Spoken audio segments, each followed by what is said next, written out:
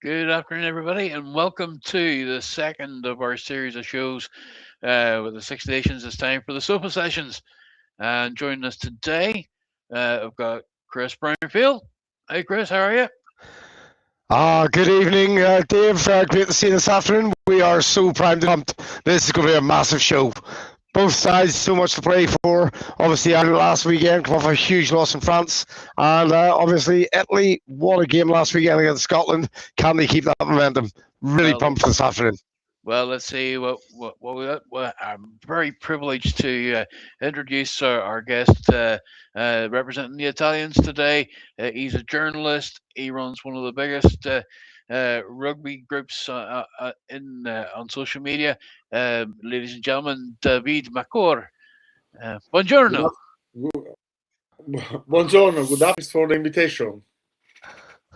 And just to even things up here, just on the Irish side, here we introduce Conor Broomfield from the Leinster Lion. How are you, Conor? I'm very good, thanks, David. Thanks for having me back on the show. Looking forward to this afternoon's game, and should be exciting. Oh, I'm absolutely looking forward to it. Chris, do you want to just run us through what's going on here and what we're going to be doing today? Well, this afternoon, folks, it's a live watch along. I'm in the SixMas studio. We once again have got our SixMas Six Nations rugby tree up. We've got the French at the top, still with the trophy in hand. We've got our baubles for Ireland and Italy for this afternoon. We go on down through for Scotland and England, and then obviously the Wales. Can we say France for tomorrow? But we will see if Wales can keep it under 72. I'd be a happy man tomorrow. I'm But sure this you would. afternoon, absolutely, this afternoon is all about the Ireland Italy game. Really chuffed can join us. And again, Conor, great to see you once again. Just a wee bit of an update. About 4 degrees at the moment in the Avena Stadium. Light winds and a wee bit overcast. It should make for perfect conditions. The wingers and the full keep their hands in their pants because it's going to be a cold. So get their hands on the ball as soon as it's the plan. So, David, what's your thoughts this afternoon? Uh, it's an interesting game for Italy because it's we need to do a good game after the Scotland winning last weekend, and it's a proof of maturity for Italian rugby. So we hope everything could be great for us, but we know how strong is Ireland rugby and the Irish team. We'll see. Yeah. Well, see, Conor, what's your thoughts this afternoon? Yeah, I suppose trying to look at it objectively, Ireland aren't quite the same force they were over the last few years.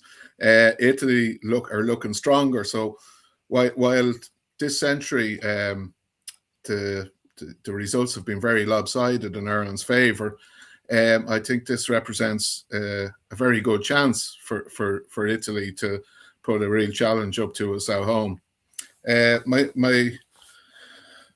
My concern, if I was looking at it from an Italian point of view, is there was so much physical and emotional energy went into last week's performance. You know, I remember playing in them monsoon conditions as a young man, and Wasn't that now, come on, Conor. Last week. Now, yeah, I wish. Now these guys are probably a little bit more better conditioned than I am, and but I always thought the recovery time was twice as long or more after. I was like bloody hell! It was like going through the jungle or a swamp for a week. You know, Yeah. You'd be in absolute bits after that. And there was so much went into that performance. If Italy can build on that, then I think we can say they've arrived. They really have. If they can put two back-to-back performances like that together, then huge credit to them. But I think it's interesting how it'll play out. Yeah, absolutely. I mean, in theory, their legs should feel lighter this week. Their boots will feel lighter for sure. There won't be 2 litres of water in each boot. So that'll be it'll be very impressive. Davy Topham, what's your thoughts in the afternoon ahead of us? You know what? I think this is gonna be tighter than probably everybody thinks it's going to be. The way Italy played, you know, last week, I just thought if Italy played the same way, Italy played at the same intensity, and if Ireland make the same mistakes as they made last week, then you know this could be an incredibly slippy, slippy area. I think it's going to be a banana skin for sure. Um, Yeah. what gets me is that uh, the intensity that the Italians played at, and I really did enjoy about it was the fact that uh, you know they should have done a lot more with the ball than what they did, and I just really sort of. I felt gutted for them. It was like the Italian under 20s last night. You know, they should have got at least a draw out of it, and I was absolutely gutted for them in this one. Now, I do want to hold on here a second because I've just noticed in the green room somebody has appeared. A The bit of a bridegroom has surprise. joined us. He has indeed, Mr. Joe Shepherd. Joe, how are you? Hi guys, how you doing? Coming to you live from Enniscorthy with the pre-wedding party around the table, enjoying ourselves, waiting for the big game. So great to be on live with you, enjoying you for a couple of minutes, and looking forward to a great game today. It'll be better than last week, and I'm excited about the team. Yeah, absolutely. And how's the plans going, Joe? Have you now actually got the settled down in simmer? Yeah, trying to sort of chill a little bit now and enjoy it. And so the ceremony's tomorrow. So most people have arrived. The rest arrived this afternoon. And then we've got a bit of a get-together this evening after the rugby. And then tomorrow we're into a whole day of celebrations. And that's it. So hopefully a great weekend for us all. Ireland to win. Excellent. Sorry. Ireland to win.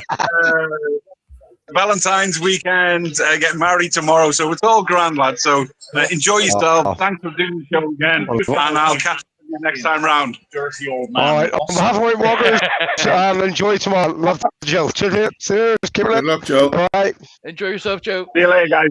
Ciao. And there's a divorce already, sorted out stage one.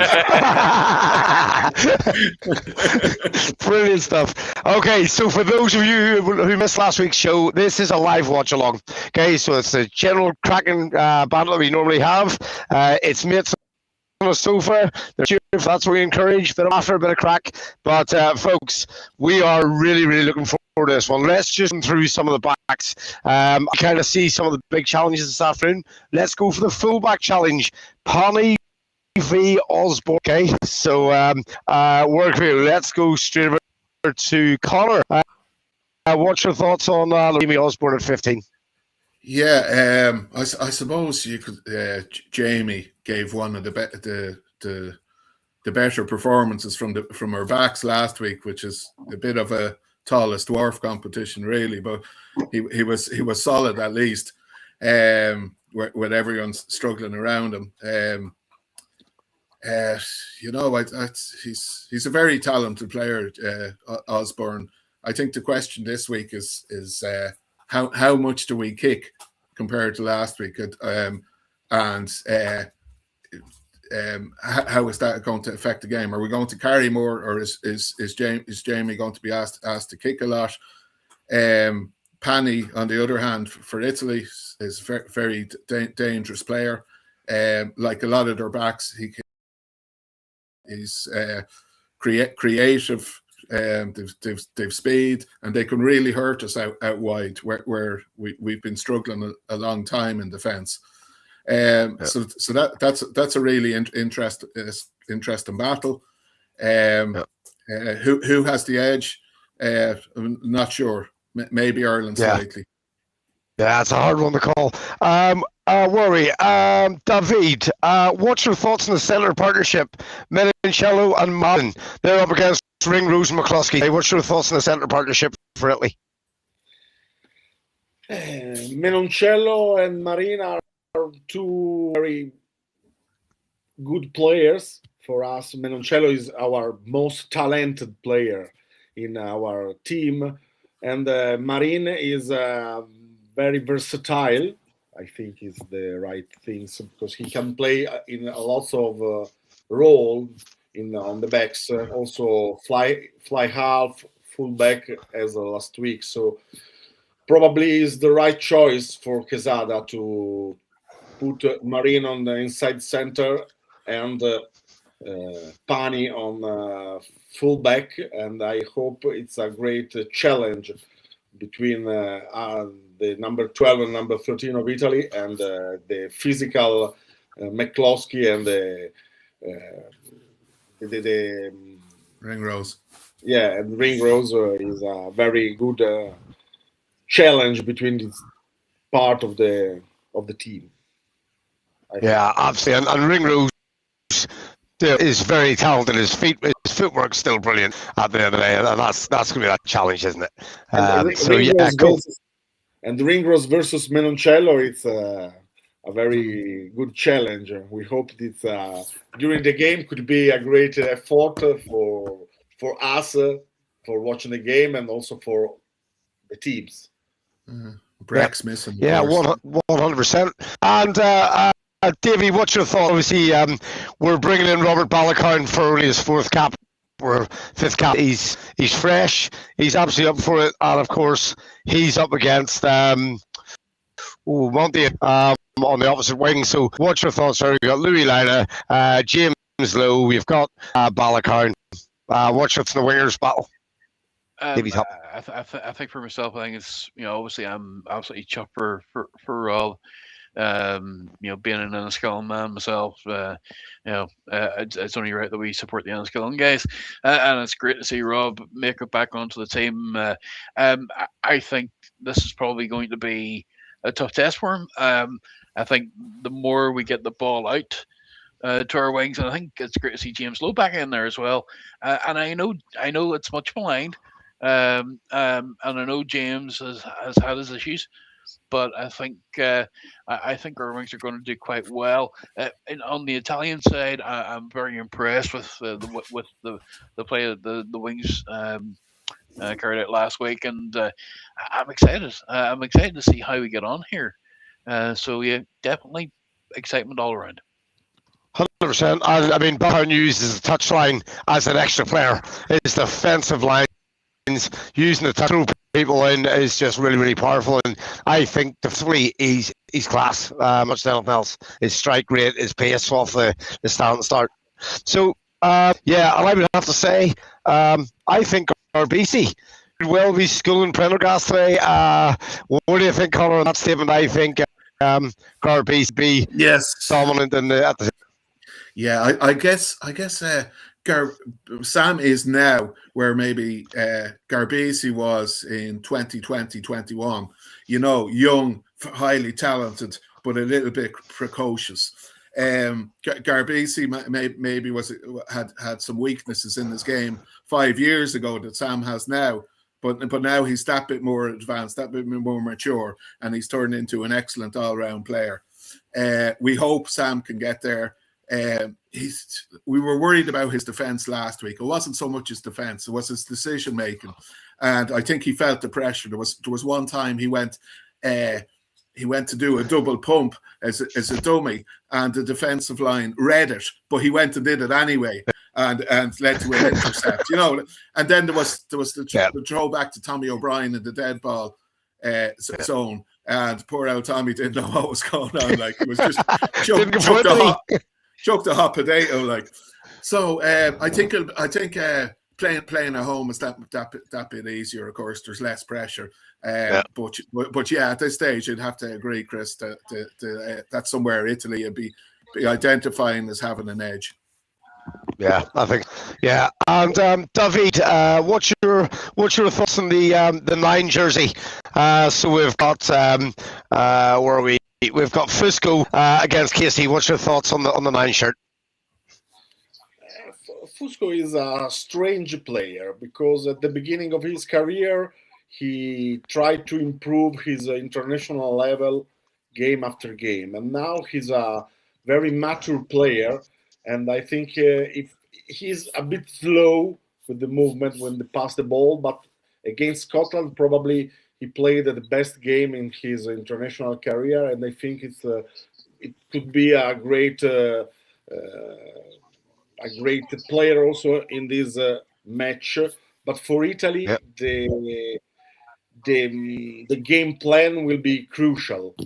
Against Scotland, Quesada didn't make a single mistake, and today we'll see what happened, because Ireland is a team that wants to bounce back. So we need to follow what Quesada says, and I think it could be, if we can manage the first 15 minutes, we can have a great game. Yeah, I'm just having a chat with Davy before we opened up, and I was saying to Davy Top, if Italy can put on a really strong 40-minute performance, I would think after the 60, the Ireland bench probably a bit stronger. Going in after the 60 minutes, I would think Ireland have the edge in the bench. But let's just run over to the forwards now. Let's just have a wee think.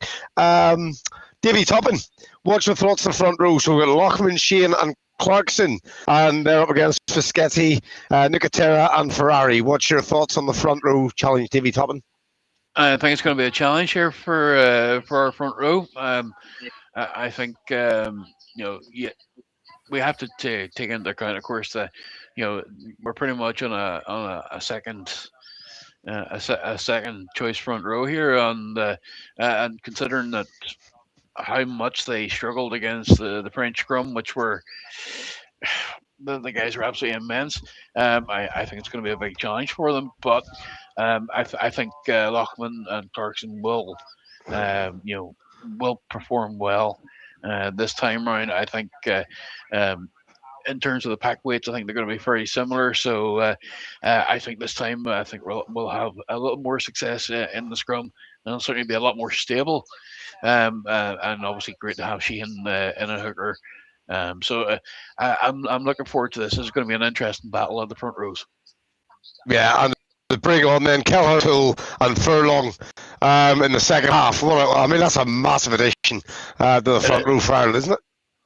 Absolutely, and I cannot wait to see how that's going to affect things once we get to sort of around the hour mark, I would say, before Farrell brings them on to finish things off.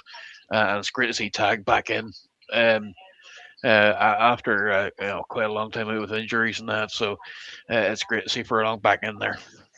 Yeah, I wonder if he's going to give us anything with the Angus twinkle toes.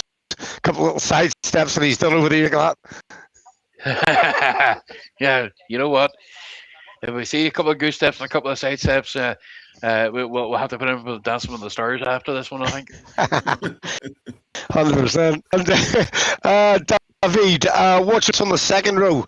Let's go for, you guys got Canone and Zambonin at 4 and 5 up against McCarthy and Ryan, which is a huge partnership there for Ireland. What's your thoughts on the second row?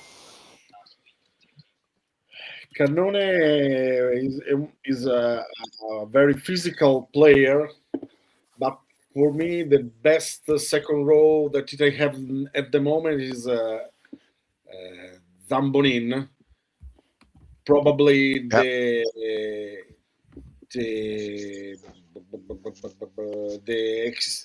foreign experience, the English experience is perfect for him to be a great leader in the Italian scrum, and probably if he do a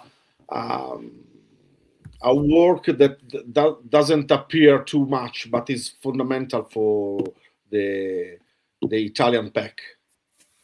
Yeah, and often, I'm really thinking about the second row, David, I'd agree with you.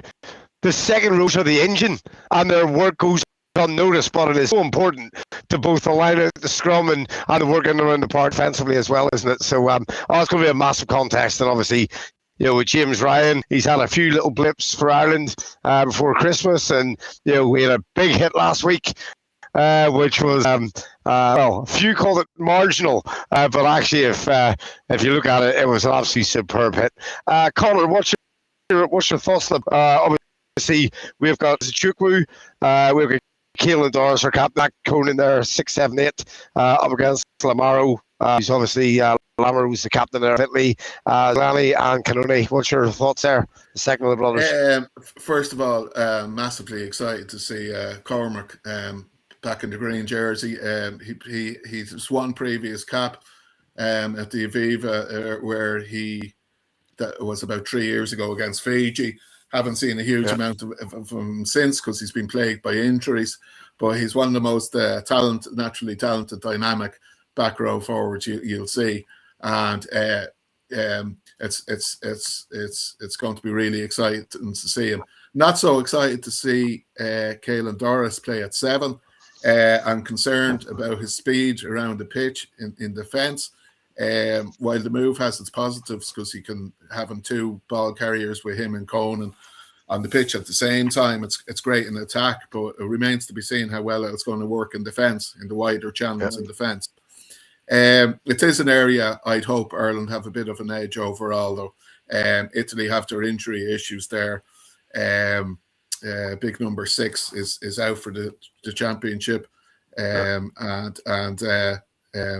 hopefully we can, if Balakoon's talent translates well to the international arena, then it could be really exciting. Yeah, absolutely. And David, we're still missing Capuozzo. Presumably that broken finger is still a concern? Yeah, Capuozzo probably is not fit enough to play an international level, so Quesada decided to don't use it, but he is in the group in Dublin to be part of the team, so probably he will return against France. Oh, there are. Great. Fingers crossed. Quesada said that in the press conference the last days, so we hope too. Yeah, I mean, he's some talent. When he burst onto the scene, really against from the 5-yard line and scored that winning. Well, he didn't score it; he passed it very, very kindly. Passed it, but that put his stock value up big time. Oh, what a moment that was in great rugby in 60. So, David, what's your observations on your bench? What's your thoughts on your bench? You've gone for, like Ireland, the 6-2 split. In the bench, we have a few younger players for the front row: Di Bartolomeo, Mirko Spagnolo, and Mohamed Haza, that are good enough than the first row on the field. Then we have the experience of Federico Ruzza, probably one of the most talented second row, but a bit higher with he's 32 or 33 years old. So, and then we had David Odiaze, could be a good crack for the pack. And then we have Paolo Dogo, who is fit enough to play good games with Benetton. So he's a guy who can cover most position on the backs, like outside center or on the wing, or also on the full back. So we have lots of players. We'll see. Probably these are the best players we have at the moment. There are. I love CC as your line to back up. It's going to be a great addition to come on in the second half. Great player. Yeah. I do love the Garbisi brothers. They're talented, aren't they? Conor, what's your thoughts on the Irish bench? The Irish bench is pretty strong. Going through them one by one, Kelleher has always been a strong option and a well-used option for Ireland off the bench. Not quite as dynamic as Sheehan, but who is. Now, Tom O'Toole is a very interesting selection at loosehead. I know he was tried there a couple of times last season, and then the plan was abandoned. Dave Kilcoyne was talking recently about how hard it is in the modern game to play both sides of the scrum, and he questioned the selection, but I'm sure the coaches know what they're doing. Then we've gone for we have two second rows, or a second row, a back row, and a hybrid player there. So we're very strong up front. With again, I have the same fears as last week about a 6-2 bench. We get a couple of injuries, we're in trouble, and we're struggling. We got away with it last week. You don't get away with it every time, so I have my concerns there. But yeah, we've very, very strong bomb squad in the forwards. Yeah, great. And that could be the difference. Yeah, I think around 60 minutes of Italy are still. I think Ireland's bench might just have that difference. And I mean, to bring on Gibson Park, with 10, 15, 20 to go, Crowley will certainly change the game from Prendergast as he did last week, in terms of distribution, match day intelligence, and Timoney. So, as a sevens player, Nick Timoney will bring so much to the party anyway, which is grand. So let's just have a wee bit of a spicing it up, really. David, who's your player that will have the most impact in this game? Whether it be Irish or Italian, who do you think the most significant player is going to be over the match, really? For me, for Italy, Manuel Zuliani. And okay. For Ireland, Sealand Doris. Okay, there are. At 7. Okay, yeah. Big shout. Loving it. Good shout. Davy Toppin, player of most impact. I think for me, certainly on the Irish side, it'll be. I'm actually going to pop for Cormac as a Chukwue. One of our new caps. I think he's going to give a real good account of himself today. And on the Azzurri side, for me it'll be between Menoncello and Alessandro Fusco. I think Fusco will be key to how Italy played today. So they're my two players to keep an eye out for. There we are. Absolutely awesome. What do you think there, Conor? On both sides, what do you think is? Well, for Ireland, I think with the extra recovery, extra couple of days recovery, we might just be that bit sharper, and that might open a bit of space for the likes of Craig Casey and Robert Balakoon if we can get him the ball. For Italy, then I think they're going to need a huge performance from their back row, again this week. So the likes of Lorenzo Canoni, Zuliano, and Captain Lamar are going to need huge games, and if they're to win it, I think one of them will be down as the man of the match. Yeah, I mean, I was going to call Lamaro or he was going to be for me the two really instrumental players for Italy, and I think for me, I'm going to go purely on impact. Nick Timoney again. I think Nick is going to come back out. He won't be sort of thinking I didn't get selected on the starting 15. I just think he is one of those. If Eddie Jones was picking Nick, he would be a finisher on the Eddie Jones side because he's got that power, that pace, that talent. So I'm still going for Nick Timoney as the most explosive for the Irish 15 over the game. Result then. Okay, let's go. Davy Toppin first. Davy, result for today, please, sir. I'm going to go. I'm going to go for Ireland 21, Italy 19.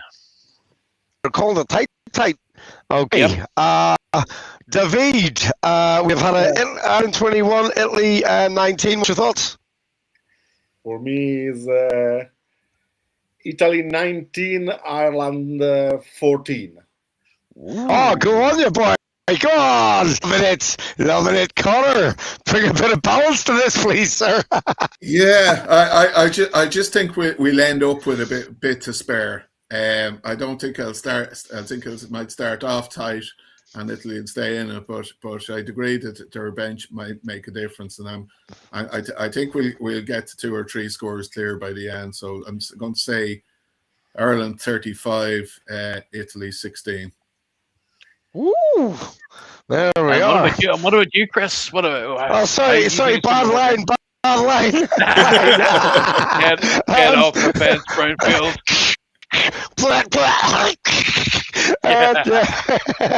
That's wild interference there. Do you know? I'm in two camps here. I'm going to say Ireland are going to blow the legs off, or Italy will win it by 2 points. Oh, what am I going? I need a coin. I need a coin. I'm going to flick. Okay, let's have a wee look. What can I throw? Okay, this leaf. I've got a leaf. Okay, so Ireland, Italy. Right. Okay, so flick the leaf. Italy by 2. Woo. Wow. Italy by 2, and that's on the flick of a leaf. And it wasn't a shamrock, Conor. And I think one of our guys watching us today has come up with this absolute cracker. Could we donate some hair to Chris? I have a sneaky suspicion that might be our Night King, Nigel Quigley. Maybe Who could do so himself? You could share the love out there. It is Valentine's Day after all, guys. 100%. It is a fine head of hair, in fairness. Well, I see here the teams are out and they're actually playing the anthems, I think, at the minute. So, right. Okay. Right. Actually, hold on. No, we have the president of Ireland being introduced now to the Irish team. There are. And so we're not too far away from game time. You know what? I don't know. I'm excited for this, and I want to thank our good friends at Unstoppable Rugby for supporting the sofa sessions. They're going to be looking after us over the next few weeks as well, and it's great to great to see them supporting us. And obviously, if you want to, you can get information about Unstoppable Rugby, and there's the details there up on the ticker. It's a movement that looks after everything from the grassroots, and especially wanting to grow those grassroots all the way through, and to make sure that fans appreciate the fact that everything starts from the grassroots right up through to the national team. So if you want to have a look at them, that's the website to go to. But here we go. Anthems are on now. Okay. Enjoy it, and good luck to Italy, good luck to Ireland. Let's go. Let's do it. Right, okay. Davey, I'm going to pop out so I can actually watch this, because obviously I've got no signal in here for the TV. Problem. All right, I'll see you in a second. Okay, second half.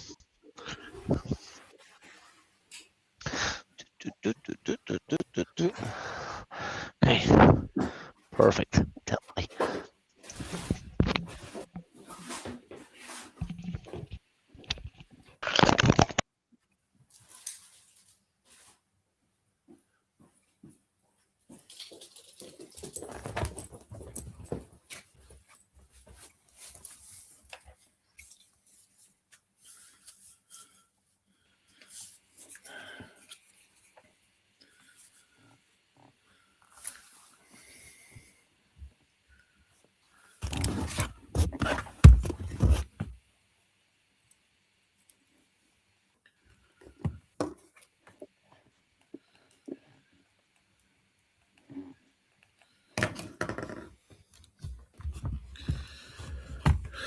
Well, we're almost there.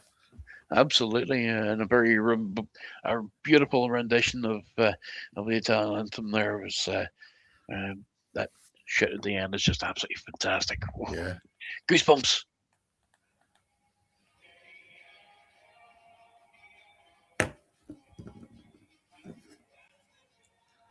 at least the weather's been terrible in Dublin all week.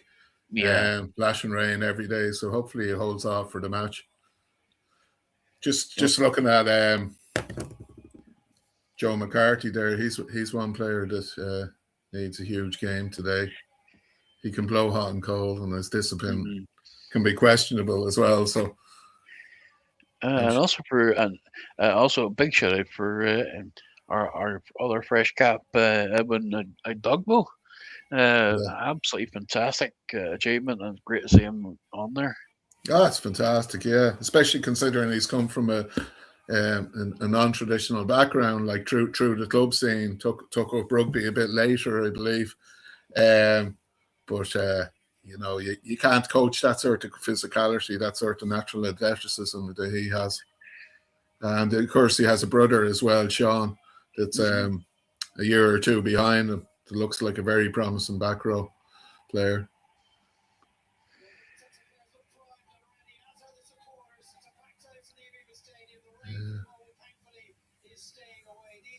What do you think from an Ulster point of view about your representation this week? Are you happy to see more guys involved? Oh, absolutely. You know what? I think considering the form that our players have been in, I think this time it's deserved. It's great to see as a Chuckwood get a shout in there. He's played very well for Ulster his last few weeks, and I think it's a good and just reward for him. Game with Balakoon, great to see him back in decent form, and a big shout out to my good buddies down at the Skilling Rugby Club. They'll be absolutely cheering the house down there. Yeah. But put it this way, I can almost imagine the carnage down at Milkmean for that one. So it's great to see. I think myself. I think my only concern is that there's actually no Conor player this time around. In the 23, and that's that's a concern for myself anyway. David, do you think that do you think that the way Italy have been playing, do you think where do you think the game could be won and lost for them in terms of at the breakdown, or do you think the set piece is going to be the stronger element for them?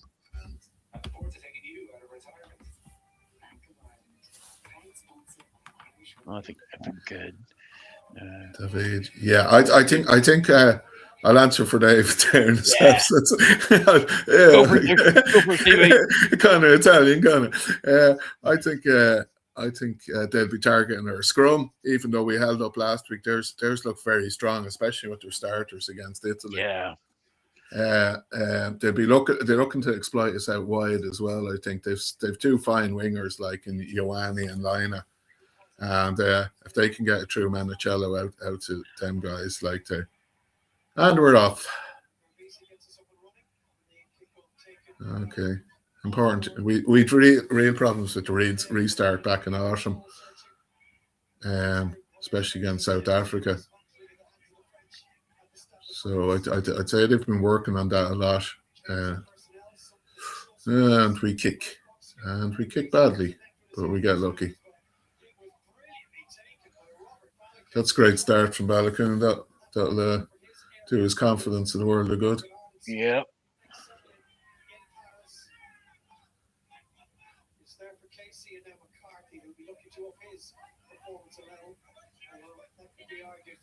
Majority of those who lined out in the French capital. Casey will hope his second kick is a bit more quality than the first. There it is. It's given Balakoon a chance. He just put the brakes on before he arrived for fear that he may take the catcher out in the air. Already with one or two shows of intent, Andrew, with the boot going to ball. Absolutely, that first one from Craig Casey wasn't perfect, but Balakoon made it his own, and now they've got a spark from what they tried to play. Handling from Osborne wasn't the easiest pass to take for Prendergast, and he's presented it well for his halfbacks. Nectaris, Prendergast, so he's caught himself behind the line here, and Ireland have some ground to you see. very effectively. James Ryan. The Italian supporters are in the Aviva Stadium making their presence felt. Oh, that's a big tackle. Ferrari, the tie head. I love him. He's an all-action prop.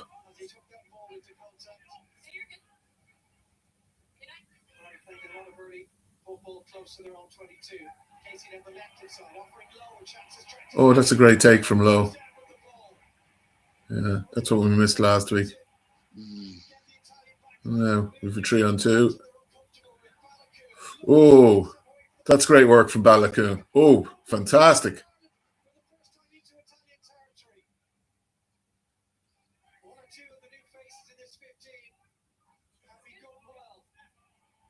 Oh, we lost it there.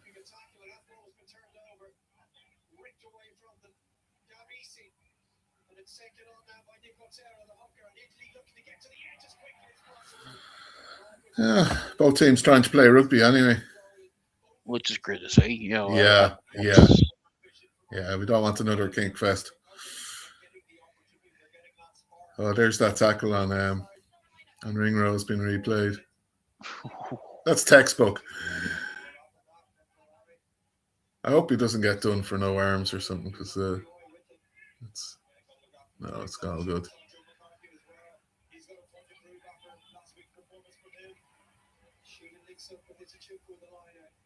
I suppose the question for next week, and we'll only see next week, is how many of these are form changes, and how many. Oh God, that could have been intercepted, and how many is our rotation? Like, is he bringing Conan in, like, just to rotate Doris out, or and rest him for next week, or is there a chance of Conan starting? You know what? I would say I could see Conan starting. I think obviously at this point now, and especially considering who we face next week, and we'll talk about that later. But yeah, I think at this point now, there's obviously some serious competition there, and that's going to be it's going to be interesting to see. But I would say they will go as absolutely as strong as they can with it. So I think, I think Conan could end up going in. I suppose the player most at risk is probably Josh van der Fleer. Yeah, the thing about Josh is he's a fantastic player, but he doesn't have the physicality or the prowess of some of the other guys there. So he kind of relies on his speed and his work rate. And if he's losing a bit of pace and mobility, then he doesn't bring a huge amount. As great as them skills are, he doesn't bring a huge amount else. So he can't fall back to his physicality in tighter games. And he looked a bit lost last week, I thought. God, but the French back row, how good were they last week? Aren't they so impressive? That's a scrum penalty for Ireland. Well, great to see Holly Davidson referee a Six Nations match as well. She's an excellent referee. She is. She's very fair, I think. Communicates well, which is a big thing for me with referees. Oh, I think definitely from a communication with referees, I think it's something which they've been working on for quite some time. It's obviously making sure that as long as everything is clearly communicated to the players as and when required,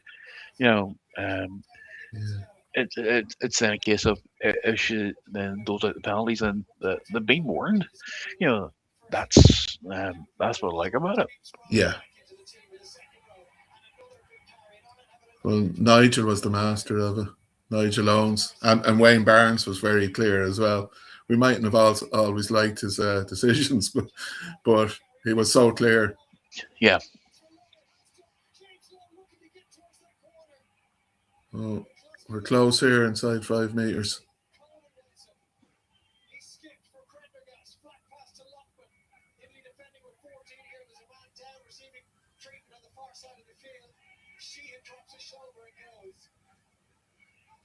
Okay. No, Prendergast. Oh, we're going back for a penalty. McCluskey wants to go quick.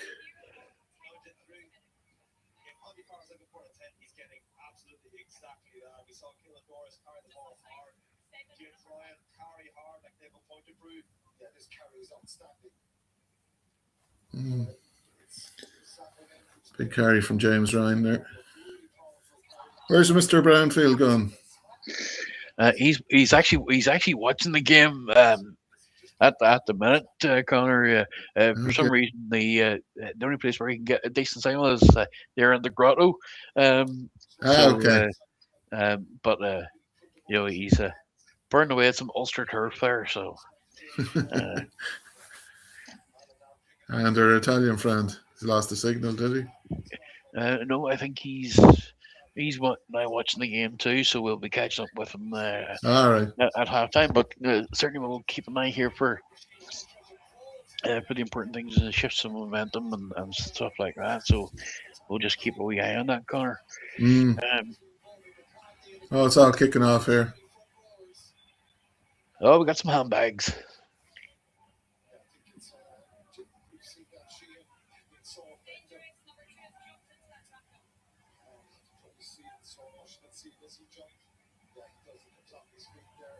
Yeah, you see, Sheehan did that before, and he got away with it because they actually scored a try.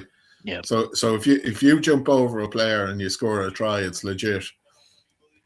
But if you don't make it to the try line, it's deemed avoiding a tackle. So he got away with it before, and not this time. not this time. So Italy will be delighted to get through that phases of play without conceding.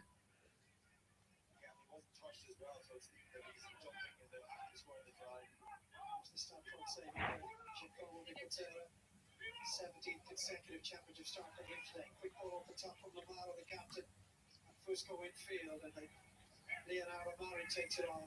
In that central partnership with a hugely talented Menoncello, who's bound for Toulouse at the end of the season. Galvisi goes long towards Osborne. Great take. Expertly taken by Jamie Osborne. It's slow ball. Casey has to go digging for it. Rockford, Prendergast from McCluskey, skips low, bounces kindly for A kick. Conan, who keeps it in hand. He has a chucker outside him. Martin McLean expansively putting width of that ball early as they possibly can. Space, he edges that line speed in around the 10, 12, 13 channel is so aggressive. Yeah. Well, I see a couple of guys watching as well. What was Sheehan thinking? And you're right, Connor. Is that we'll try and vault over, but I think they were wise to it. Yeah. Fool me once.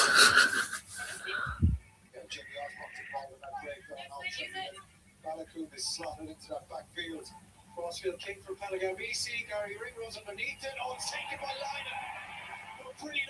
Oh, that was fantastic from the Italian winger Lina. Yeah, absolutely. Cracking. That's Italy could be in here now.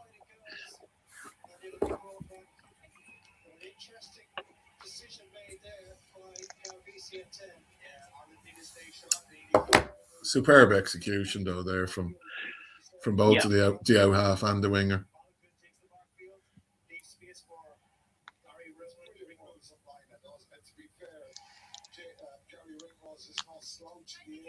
I saw there during the week that Wales were struggling to sell tickets for the France match tomorrow. Yeah, absolutely. Even just in general. Yeah. It's so expensive, regardless of what country you're in, to pay for a day out of the Six Nations. Yeah, well, exactly. It's even just a general ticket here. It's what sort of around 110, 120 euro. At least you could pay more. For the bleachers, at least, anyway.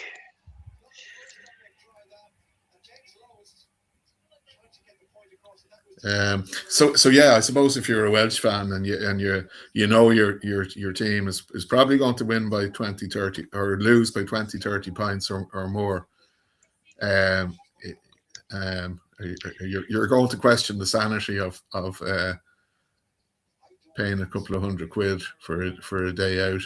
Yeah, and that's the worst part of it, and I feel sorry for Welsh fans, but also for the Welsh Rugby Union to a certain degree. It's but then it's you'd only hope that they get whatever the problem is, that it's solved quickly, for their own sake, because a fantastic stadium, but with 10,000 tickets unsold for one of the games, that's unheard of. It's completely unheard of because the Welsh are rugby mad, and you know, they've gone through bad spells before where they've still filled the house on match days.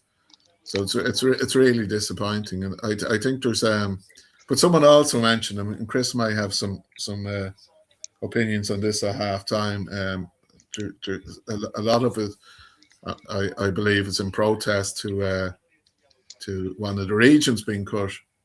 Yes, very much so.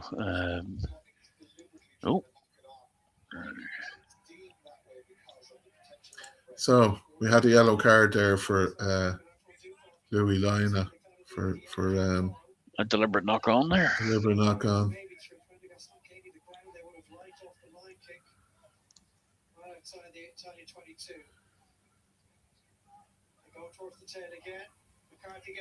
Ooh, great catch by Izzy. Now a bit of quick ball.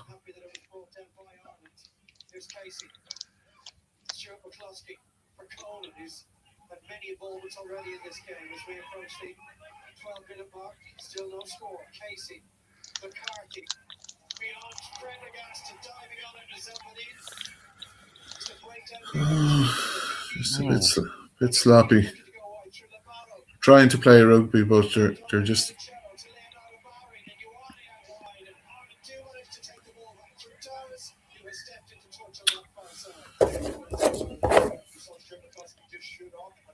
Time. He knows he's got backwards a little bit of a mismatch, but there's enough pace from Conor just to tag on him on the inside, and then Strickland feeds off and just releases Balakun to make that hit on the edge. Great defence, as you say, Tricky, but it was so odd for Ireland here. Joe McCarthy's pass is poor. He waits too long. That field pass. The Italians were very compressed in this narrow side here. It was really odd for Ireland to try and find that space again. So it was an opportunity lost there for Ireland. Ball went loose. They could have been punished more.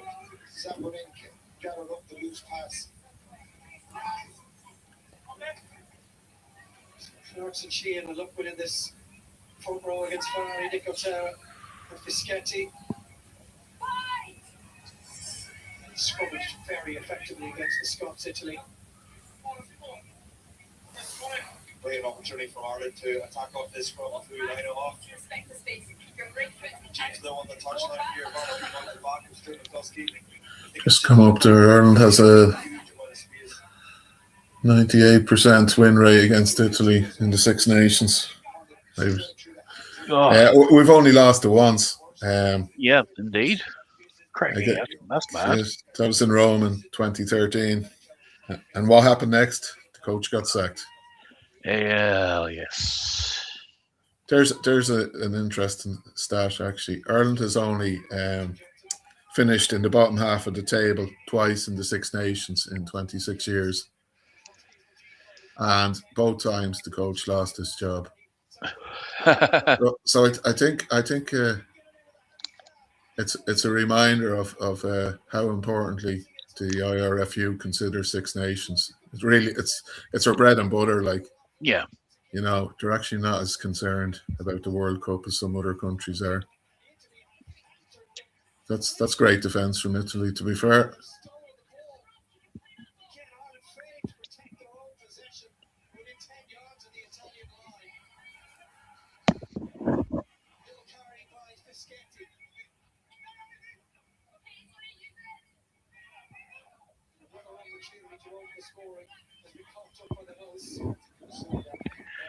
Back in the middle, Conor. Yeah.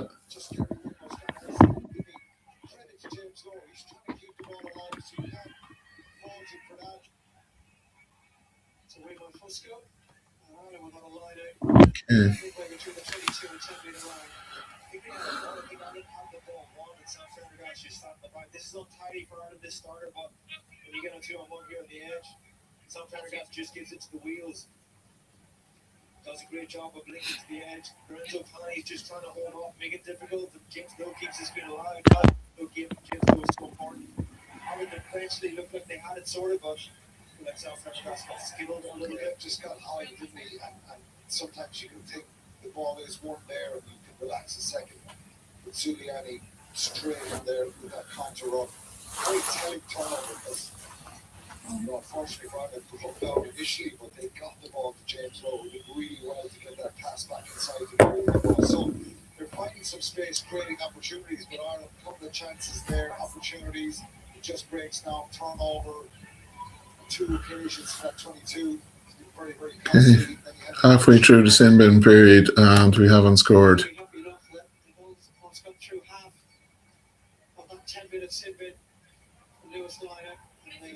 Italy got to be happy with this. You know, they're soaking up a lot of Irish pressure. Still 0-0 with 15 minutes gone.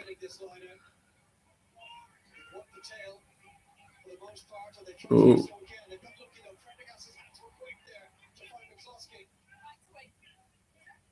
Casey for Ryan. Get much traction with that particular carry. At the back from Clarkson. Prendergast from McCluskey. Keeps it moving to Osborne. And now lower down with some space to move into. It's a drive inside the 22. Tackled by Fusco. Casey again. Better ball this time for the Munster scrum half. Clarkson again with soft hands. Ryan through the middle. Getting through a lot of work that ends her second row. Hands it for Casey. Prendergast and McCluskey. And getting close here now, about 10 metres out. Going through the phases. Italy were a constant threat to break down, though.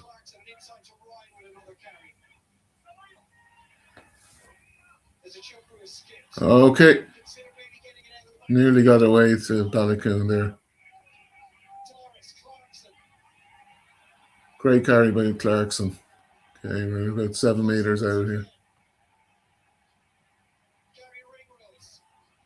Oh, brilliant from McCluskey. Fantastic. Ireland 5-0. Jamie Osborne with the opening try. Set up by Stuart McCluskey after multiple phases in the Italian red zone. They needed that. They needed to score while Italy were down to 14 men.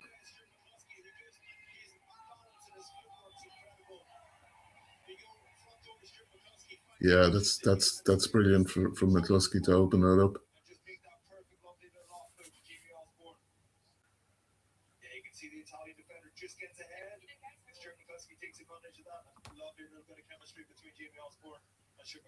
Yeah, it's brilliant patience, isn't it, from Ireland? A lot of hard carries there. Ireland just shoots out of the line that little bit. It's Stuart McCluskey does so well there. That's a lovely looking kick from Sam Prendergast. So the lead is at 5. With 16.5 minutes on the clock when Ireland crossed over. But at least they have something to show for their efforts inside this first quarter. So Ireland lead 5-0. Just a reminder that later today, Scotland taking on England in the Calcutta Cup live here at Virgin Media 1 and the Virgin Media Player. Then tomorrow night we'll bring you our highlight show. Same place. I didn't even look at that kick because I presumed Sam had knocked it over. How did he miss? Virgin Media Television, the exclusive free-to-air Irish on the Nations Championship when the new rugby tournament kicks off this July. So BC with the restarts to a couple of minutes on the lineup. It's so important to win your restarts after scoring. We saw in the under-20s match last night, like both sides were guilty of switching off after scoring and giving the opposition opportunities. You see that try, Dave?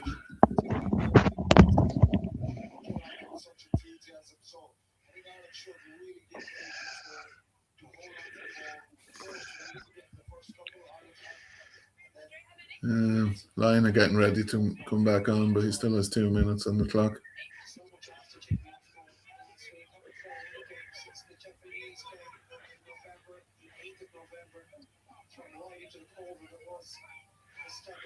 A great little score there as well.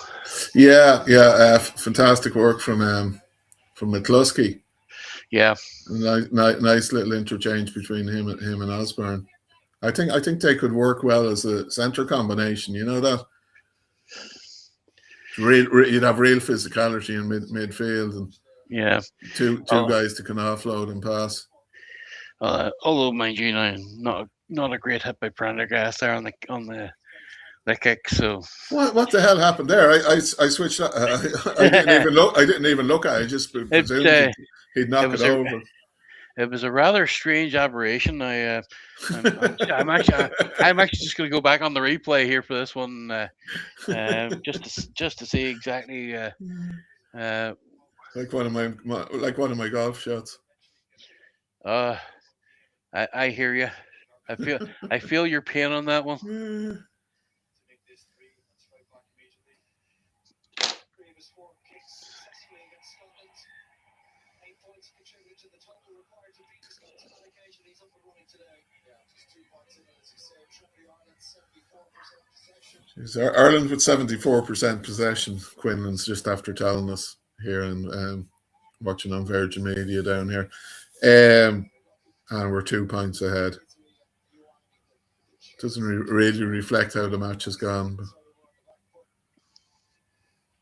Change things up for restart. Looking to find James Lowe.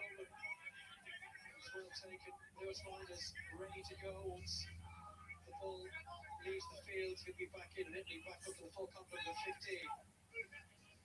There is Fusco. Member of the Zebra contingent, not going very well in the URC, but this is a very different environment that he's operating in today. Here comes Osborne. Had to come from a long way back to win that. Referee didn't think it was not done. Ireland have won another aerial battle. Yeah, we're doing better in the air this week anyway. Yeah. Wouldn't be hard, I know, but is that Osborne with the break?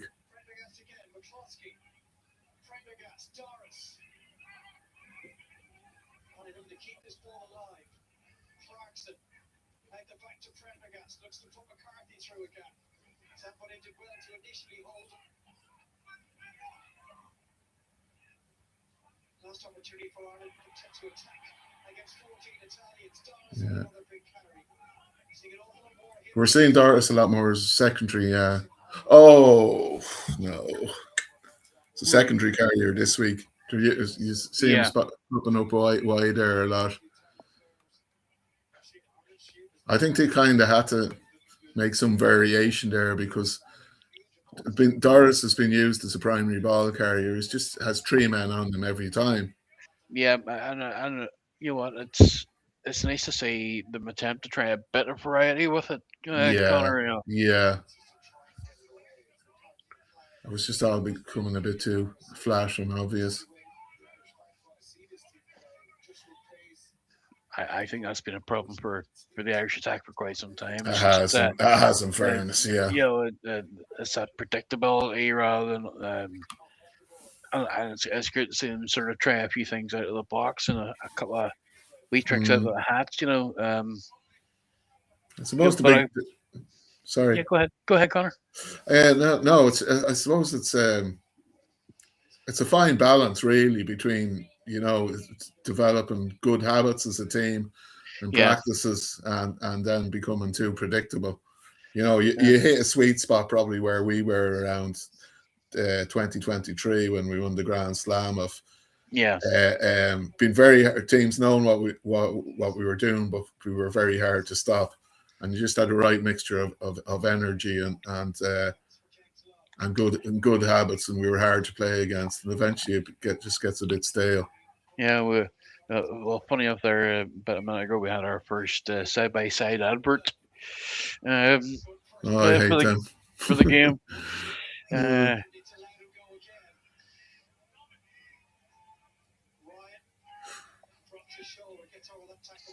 Yeah, so I was saying last week, someone said if that's the price to pay for keeping rugby on terrestrial TV, then maybe it's worth it.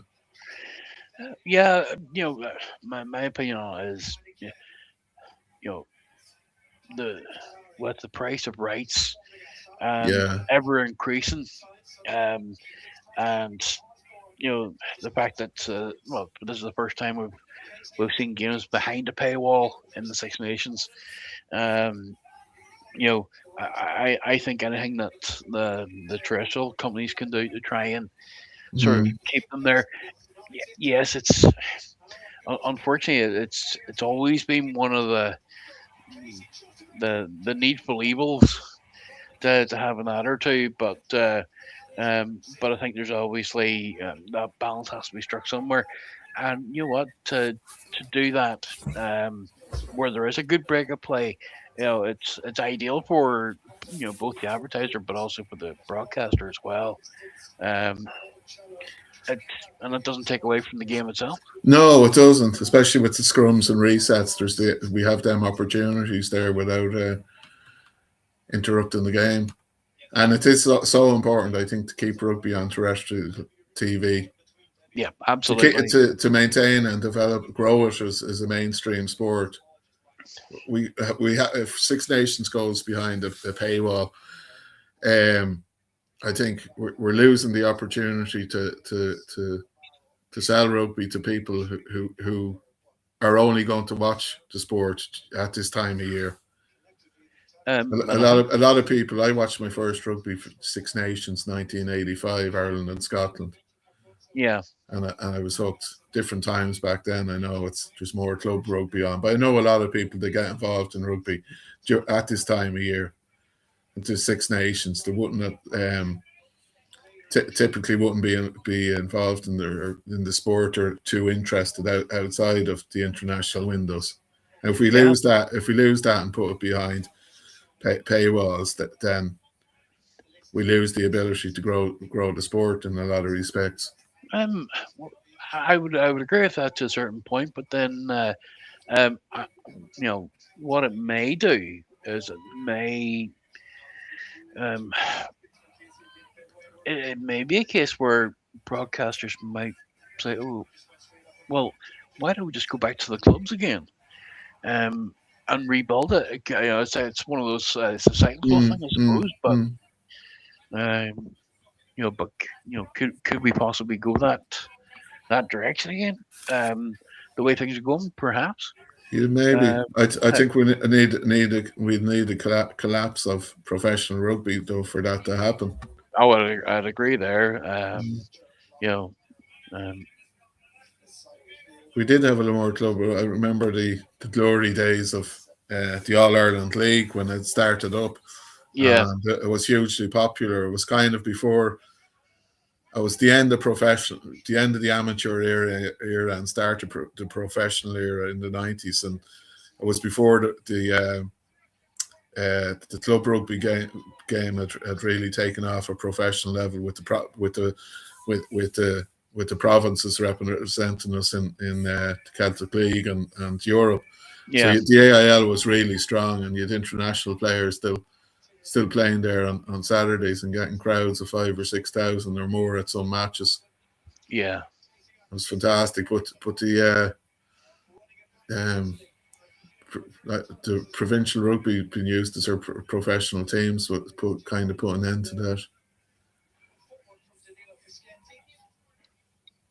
Fusco, Ferrari, tackled by Ryan.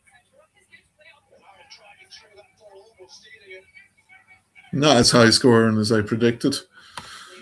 I think you guys could be closer with your predictions. No, well. It's hard to know. Obviously, second half we'll see where the difference Of lies. course. But no, I'd always thought this was going to be quite a tight game.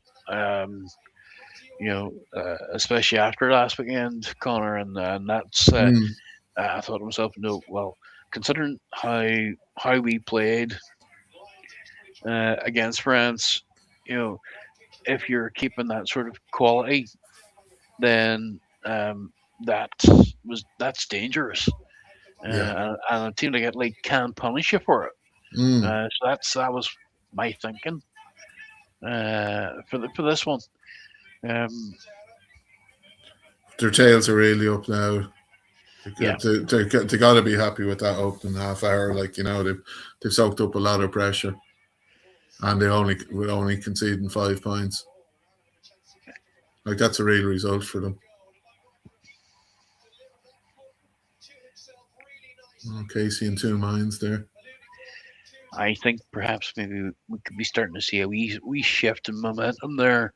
Um, the Italians just seem to be able to play that open rugby, Definitely. and the last thing we want to see is our players, caught in the two minds.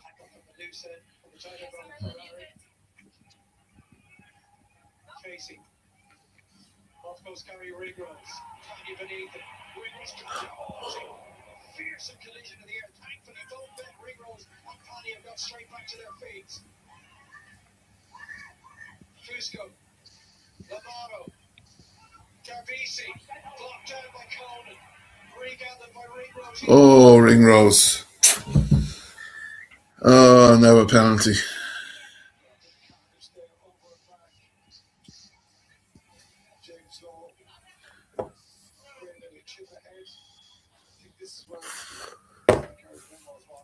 Of course, we have to call cup match on after this. How do you think that'll go, Dave?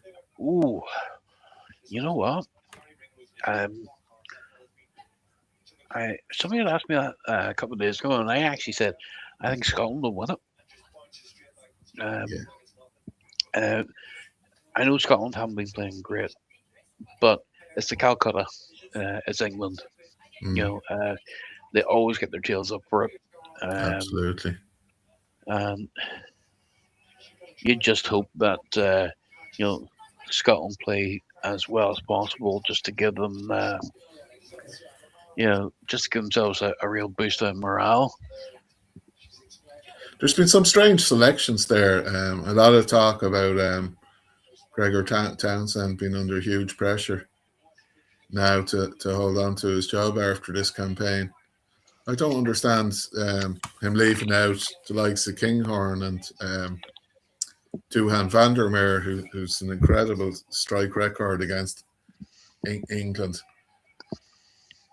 I'd agree they've a big chance today. They're always open. You can disregard last week's results. There'll be a different team today. Yeah. Don't forget they were a few minutes away from beating the All Blacks there in November. Indeed. So that's how good they are at their best. Now Italy have us under huge pressure here. They're about 10 meters out, and Clarkson could have given away a penalty there. And Italy not gone. Ferrari, I was praising him earlier. Oh, we could be lucky. No.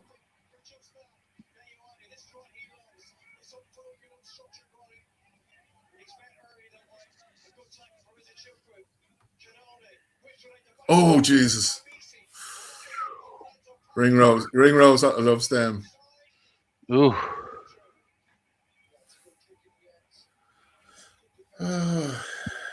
Italy have us under big pressure here.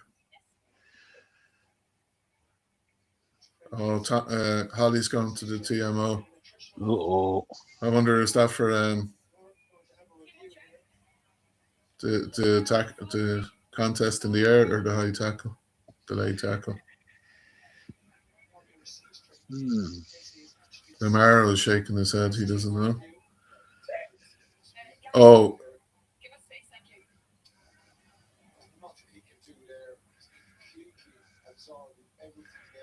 It's Casey. Yeah, that might be a penalty. It was passive.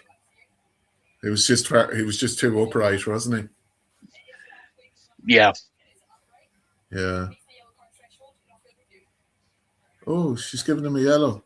Oh.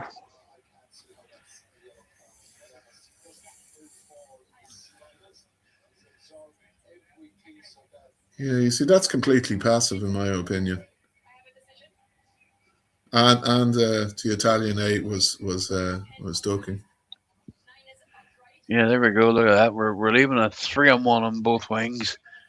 That will cost eventually. Yep, absolutely heard that.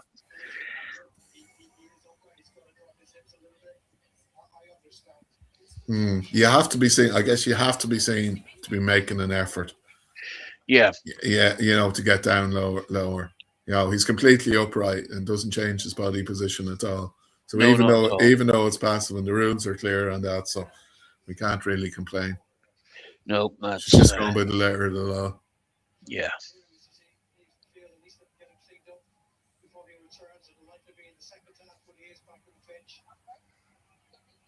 Broomfield now have a real opportunity now as we head into the final 8 minutes of this first half.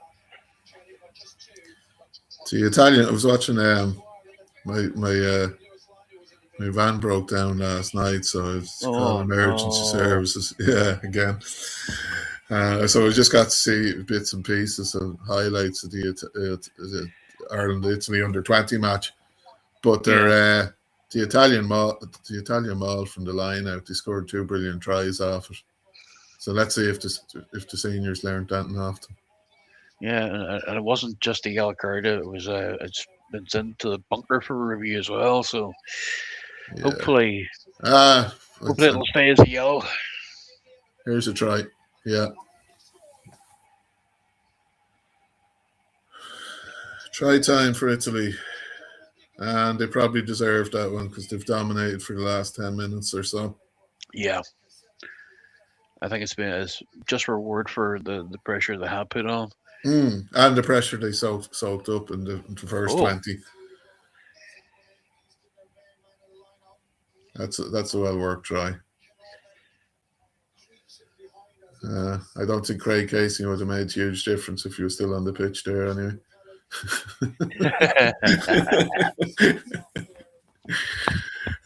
Sam diving in for good measure.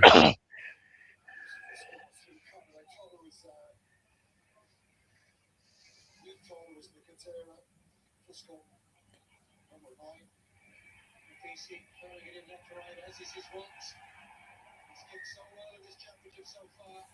2 for 2 for him.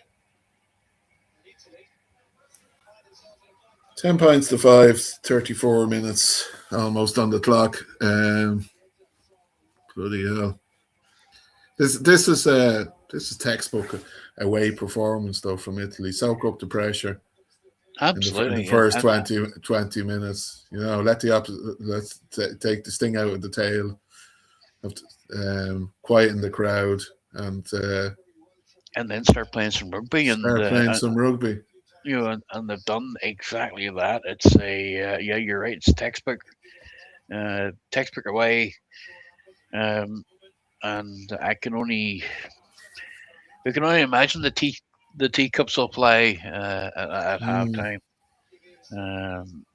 They will, but you'd imagine they were flying all week in training.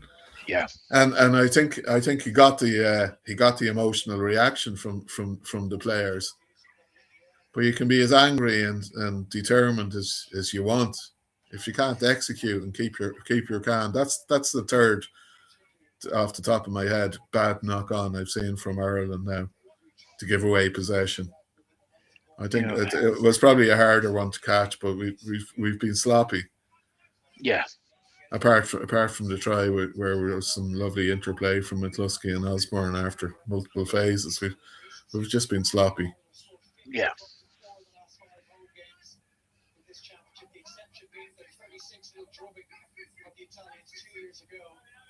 Such a different feel around this fixture coming in today.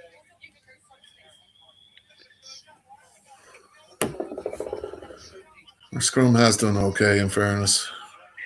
No, as I said, we should have more success at the scrum. It's keeping that stability. It's trying to keep to give us a chance at least of trying to produce something, but there just doesn't seem to be any creativity there. So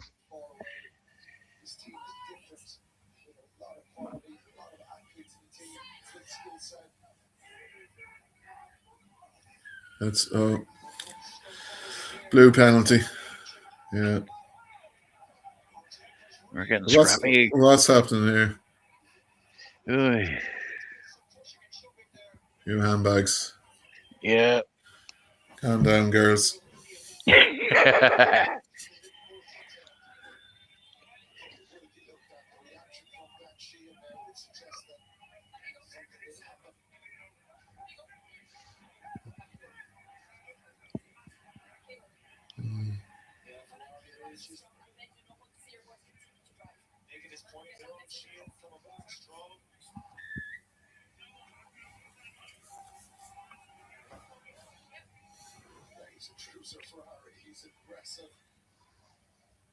There's an edge to him. He love the fact that he's taken on that penalty. Well, Shrubber took exception to the fact that Ferrari was penalty. He tried to drive back with even order. But it's a dominance, isn't it? It's a kind of a badge of honor that winning that scrum. They kept going.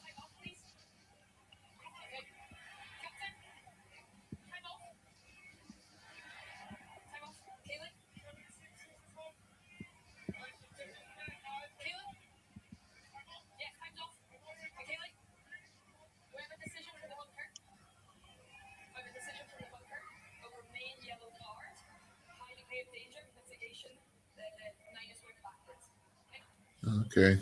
Here's the case example again. High degree of danger, that's been described as Absolute rubbish. Absolute rubbish. And if anyone tells me It- post this game that was a yellow card or a high degree of danger, it's not. There's no way that's high degree of danger. High degree of danger was for himself. Being passive. He didn't put any force or any momentum forward. Alan Quinlan's talking that here. He's not happy about that Craig Casey yellow card at all. 'Cause he said there wasn't a high degree of danger, which is true, but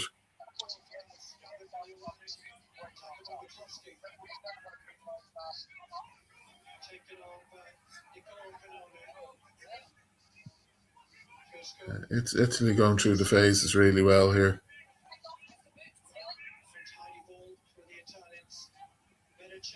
We just don't seem to pose a big threat at the breakdown like we did a few years ago. You know, when it was the time when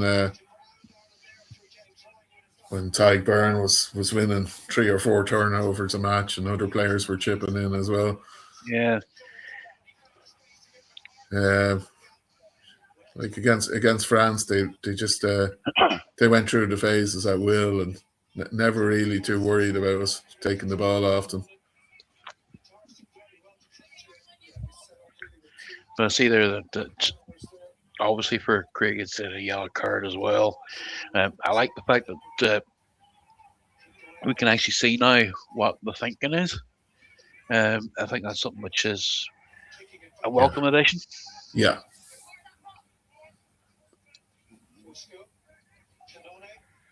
He just had to check his run, flick through by Tommaso Minicello.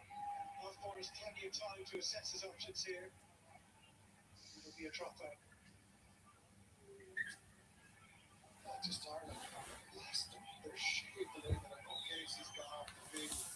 But feeling your 10 to box kick like that is crazy stuff. We saw the counter attack from Pani a few minutes ago. Just Nearly half time now. It's, Well, we're currently we're watching on ITV, and we're about a minute and a half before that the clock goes red here at the minute. So there's always that wee bit of, hey, what happened there, Jeff? Watching it with Joe last week, I think he was 2 minutes behind the rest of us. Yeah.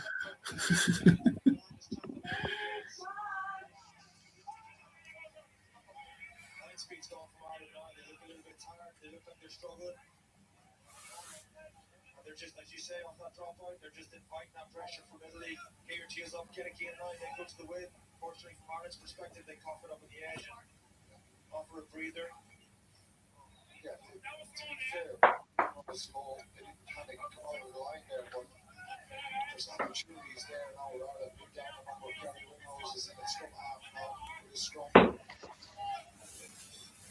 Maybe they just have to weather this little bit of storm. Interesting. Gary Ringrose going in at scrum half. Make sure they don't give up another storm. A couple of minutes before half-time. But in the 14th minute, Ireland happy enough to take as long as possible for this scrum. Winrose is the man to put it in. You can see at the top left-hand corner of your picture that clock ticking down from Craig Casey's point of view and his potential return.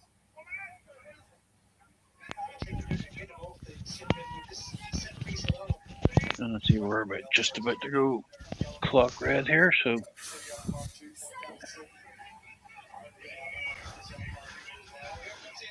Oh, we got minced there.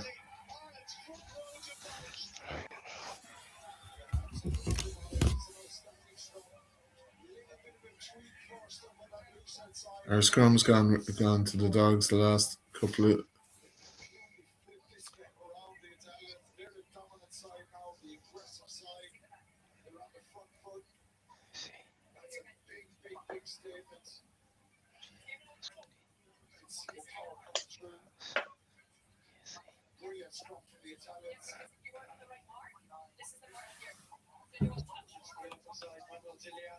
That's what it meant to him. To go for the kick and goal.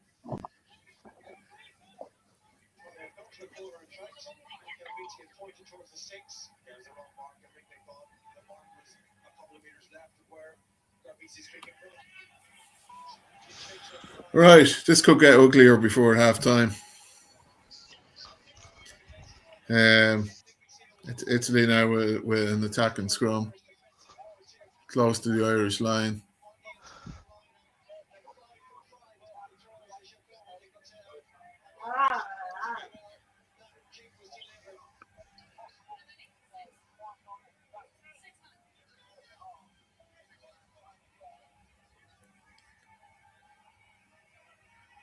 Here's the try score.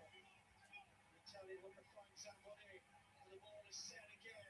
Mark didn't defend the first one very well.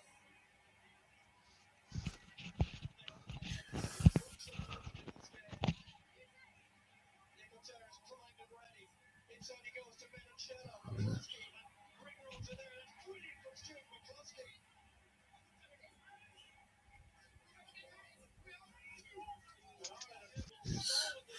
Big Stew saved her bacon there, I think. Yep. I'll get it out.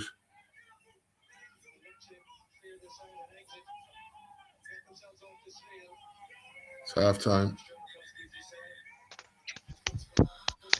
Well, Okay. gentlemen, what about that then? Well. Well. Some big parts of that game we have got to look at for sure. So Yeah.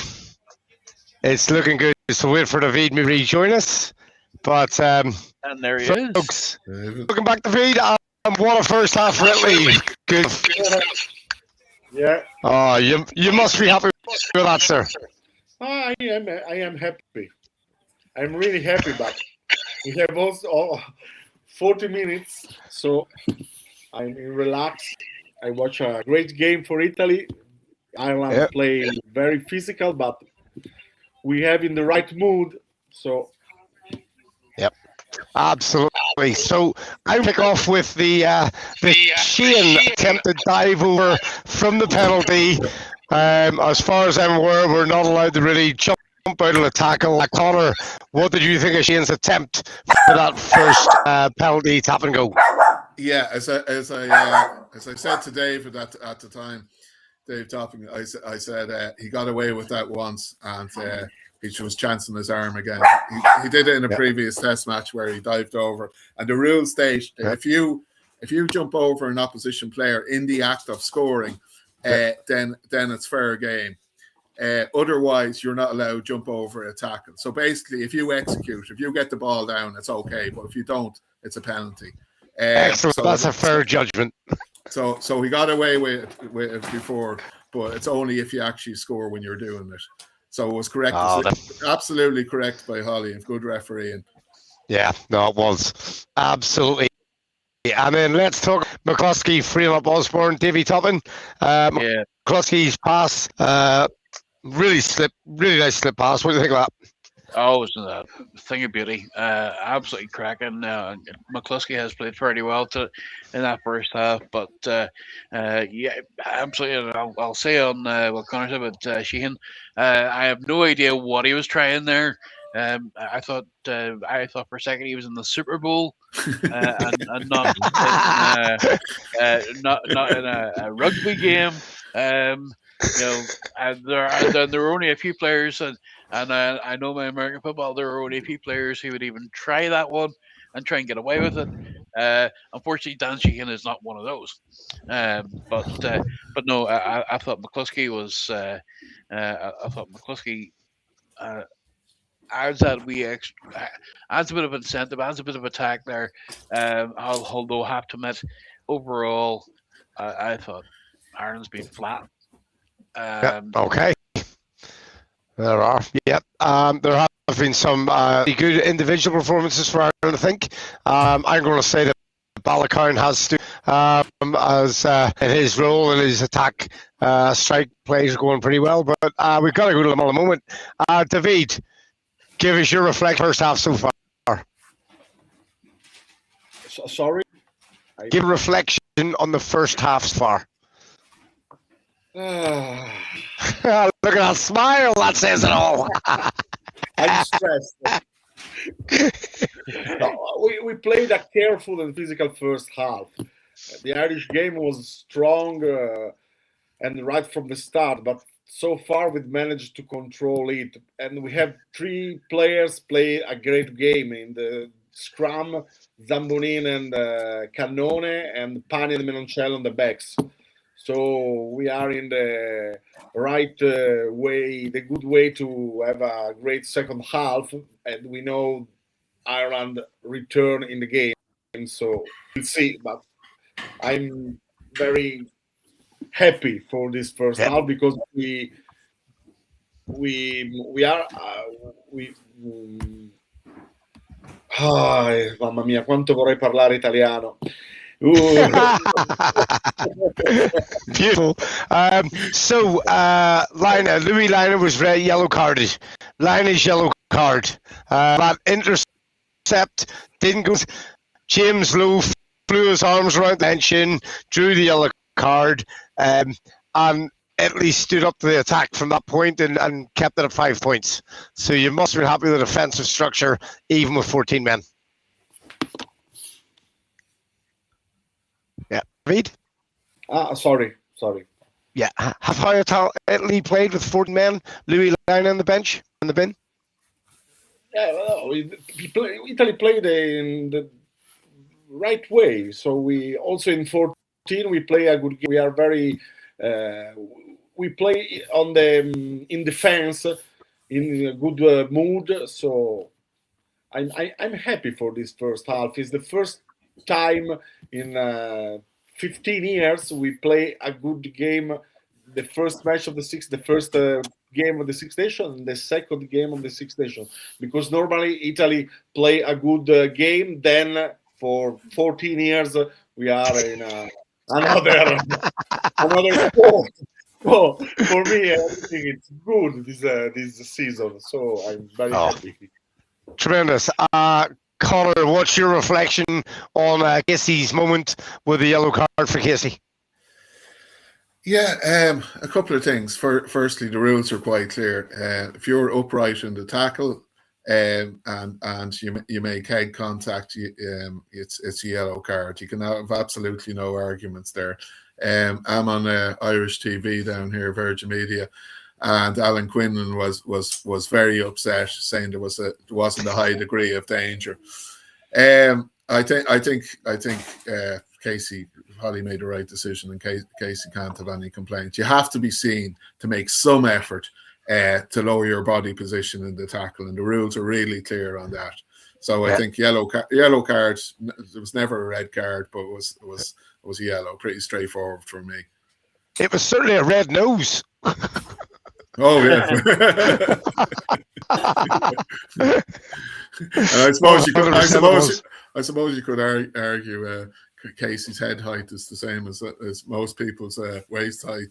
Yeah, a bit like David Shanahan when he got a yellow recently. Never thought you'd see that for how would you? Okay, so what do we think about the Pani Osborne challenge, Davy Toppin? Pani v Osborne 15s. I think Italy. So far, it's all Italy. Osborne had one good take, but I haven't seen. It hasn't been very much from.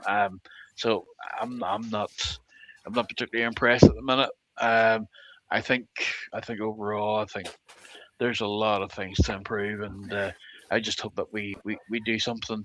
Yes, Osborne scored the try, but and that's about as much as we've seen from. But the team created that space for him, and Osborne took it well, and it was a great pass from McCluskey. So all in all, I think it's 50-50. Yeah, and I'm not overly impressed with Prendergast at the moment either. Just though he's not really controlling the tempo. He's had a couple of those little missed dummy passes that have been red like they were last week. I was saying. What about? I think his situational. I think his situational awareness needs to improve big time. And I know that's one of the comments that's come through there. You know, what a review of Ireland's half. You know, battered in the scrum. You know, battered worse than a fish supper, as we would say here. But it's those 3-on-1 overlap. It's those overlaps are going to kill us, if we don't do something about it fairly quick. So absolutely. So Davey, let's put a positive spin on it. Who's your match so far? Played a match so far. At the minute, I'll take Osborne by a hair, and that's about as positive as I can put it. From the Irish side, you're giving Osborne player of the match so far. Conor, what's your thoughts on player of the match so far? Lamaro has been huge. The whole Italian pack has been huge. I think if I was Quesada now at halftime, I'd be absolutely delighted with that. But you know, to go out, absorb all the Irish pressure for the first 20 minutes, keep the score down to 5 points to 3 during 10 minutes when you're down to 14 men, then turn around, control possession, go through the phases, and make it count ultimately on the scoreboard. And it could have been worse. They could have scored another 5 or 7 before half time, and you would have said they probably deserved it. So it's been an absolutely brilliant first half from Italy away from home. Yeah, 100%. David, who is your player of the match so far? Man of the match. Who are you going for? Zambonin. So far. Yeah. Zambonin. Yeah, he's been fabulous, hasn't he? Yeah, 100%. And I'm going to throw a different light on it. I think his team has been electric. You know, and Modigliani hasn't been bad, but for me, Pani in the back line has been the difference from 9 to 15. But yeah, in the pack, 1 to 8, the guys have all been fantastic. It's been a really strong performance so far. So at what point, Conor, did Ireland start bringing the changes? Earlier than he hoped. I think he'd around the 50th minute mark. I think we'd start seeing them come on, and they'll all be on by the hour mark. First thing we did, the scrum is started out well for Ireland, but the last 2 scrums before half time they got absolutely destroyed. It was like dancing on ice again for the last one. So that's an issue. I don't think the back row have been bad at all for Ireland. Doris has popped up well in wide channels. Isachukwu has been strong at the line now and around the pitch. Conan, that hasn't been a huge problem. We just look so bloody flat, and we're not executing well. There was at least 3 times where we knocked the ball on in promising attacking positions. Absolutely. So fresh legs, yeah, but is it going to make a difference? Time will tell. Well, yeah, and we did say it, speaking of half before the game, that the bench could well be the difference. Bede, are you saying to Italy, just keep doing what you're doing? Would you change much? Well, everything's going great for me. So I only want to watch the second half. Normally, I keep in silence, and also in the press area. Normally in Rome, all the journalists every time talk a lot, and I'm being silent and relax. And today is I tell you what, David, I will be honest. If Ireland are defeated by Italy today, it's because you guys have played some superb rugby. You know, and Lamoureux was really unlucky not to run on that ball when it just dropped out of his hands to the floor. You know, if that had gone to hands again, that could be a really early score. There was a couple of real strong moments where the ball just blew the hand, but it's a great game so far. Really, really good game. So, how long have we got to go, Conor? To start the second half. Yeah. Are they coming out yet? I think we've 3 or 4 minutes. All right. Okay. Cool. So, let's talk about Holly Davidson. Let's talk about Holly. Let's talk about her match day officials and support. Conor, what's been your thought on Holly's debut as a Six Nations referee? Holly's brilliant. You know, she's very consistent in her decision making, and she's an excellent communicator, which I love seeing from referees. You know, Nigel Owens led the way there himself and Barnes. You know, they set an example of clear communication to players, and I think that's the mantra she follows, and she does it very well. So she deserves to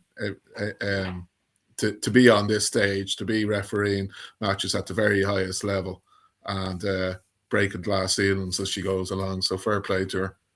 Yeah, absolutely. And of course, you know, the trailblazer was Joy Neville, really, you know, and she's taken Joy's work to another level again. You know, I think generally watching the pre-match commentary when people were talking about Holly Davidson in social media over the build-up for the last week, I would say 98% of the commentary was actually really positive and 100% behind her. You always get the odd numpty, but I think generally speaking, she's well appreciated across the rugby sort of family as a whole, which is great. David, any thoughts on a referee, match day officials? Oh, she's brilliant. I like the ref. She's a professional ref, as lots of ref I saw on a rugby field. So yeah, for me, she's great. Yeah, she is. Balanced, fair. Players just back on here, lads. Right, okay. I'm going to scoot back and watch this. So keep up the good work, Conor. David, see you after the fingers crossed. Enjoy, lads. Gracias. Go for it. Let's do it.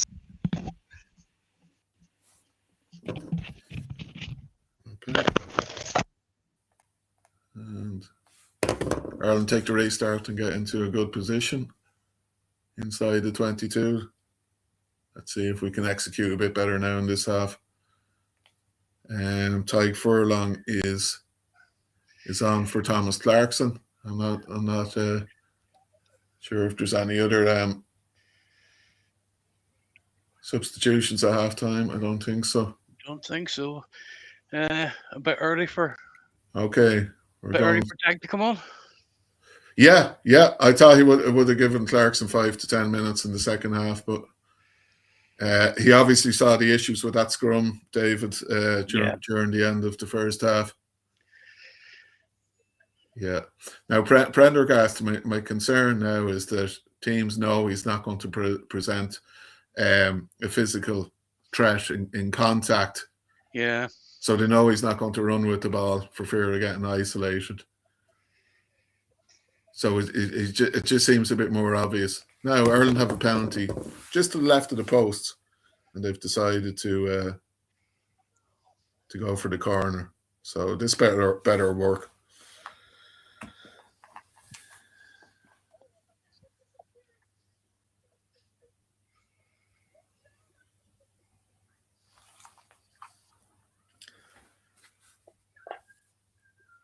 I think McCluskey was our best player in the first half. Apart from setting up the try, he saved one at the end as well. Yeah, you know, in the end, I couldn't pick much between them. You know, and it was just a difficult one for me. You know, with the way things have been going, but you know, I think we have to. We just hope that McCluskey stays injury free. Huge player for Ulster as well, of course. Yeah, absolutely.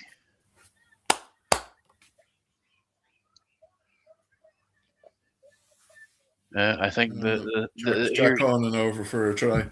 Yeah, it's a great start now for the second half. for me, there's the best comment I've seen so far.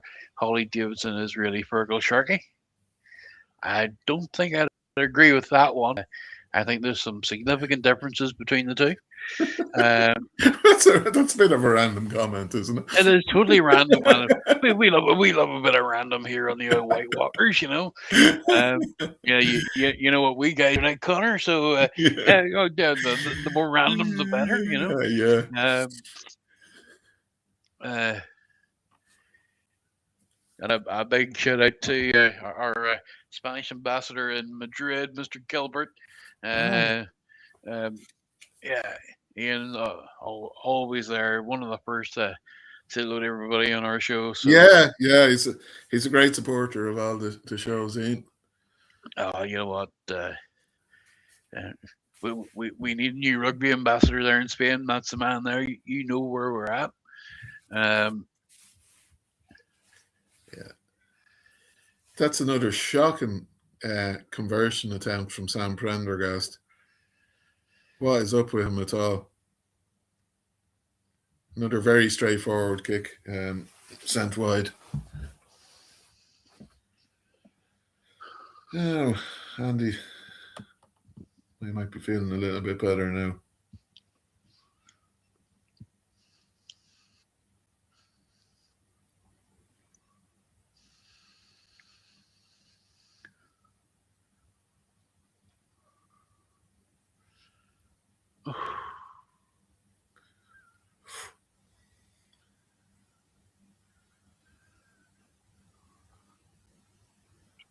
Ollie has her hand out for a penalty.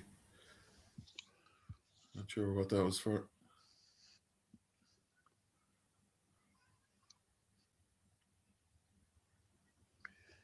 Oh no, it's for a scrum. Is it? Yeah. No, let's hope our scrum's a bit better. Oh yeah, it was ripped in the tackle. Yeah. Yeah. Our scrum should be a bit stronger now with Tyg on, you'd imagine. I would say if not, Tag would be having some very short words with the lads and just saying, right, get it right, guys. Yeah.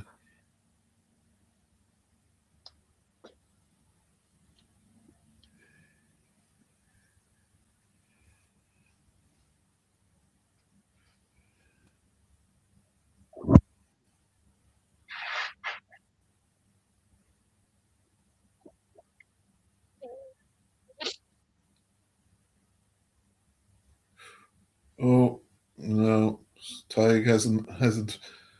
It's another scrum penalty for Italy. Oh.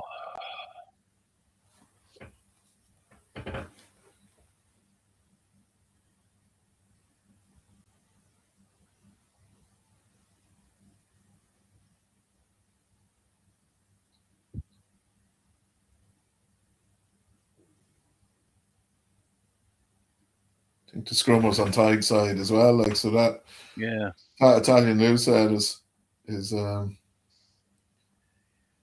after winning them big field position there.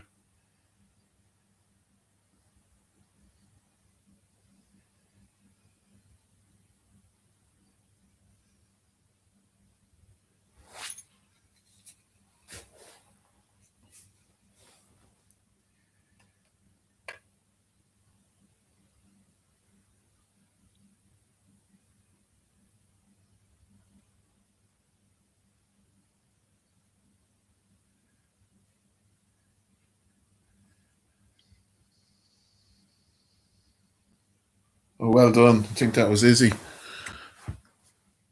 to turn that over.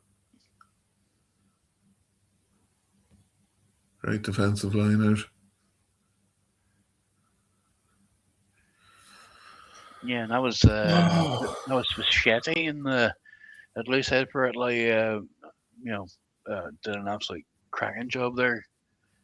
In that last scrum a minute ago. Destroyed him.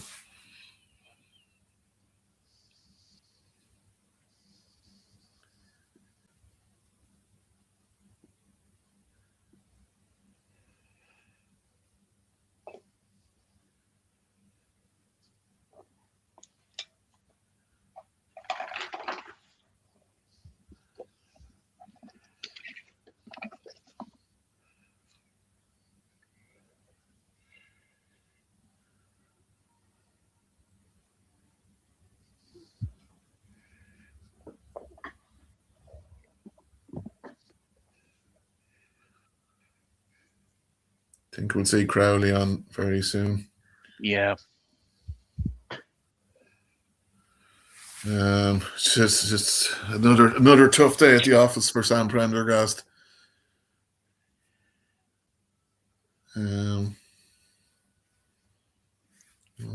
Even his kicking from the tee has been awful, and from hand hasn't been great either. Ooh.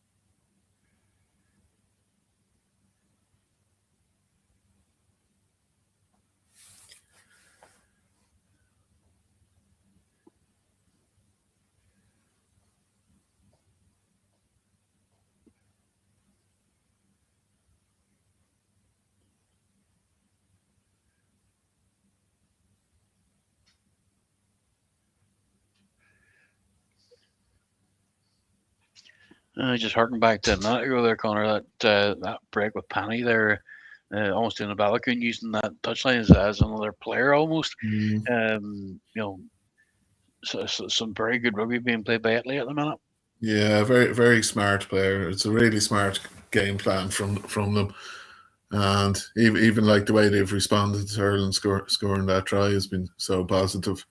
You go back years of old, if Ireland had scored a try like that after half time, we would have expected to build on it straight away. But now it's Italy playing all the rugby again, so they just soak it up and get on with their business.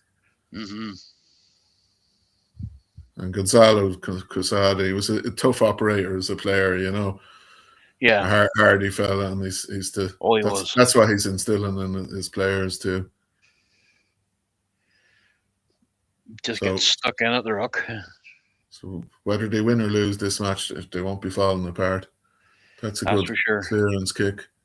Italy running it.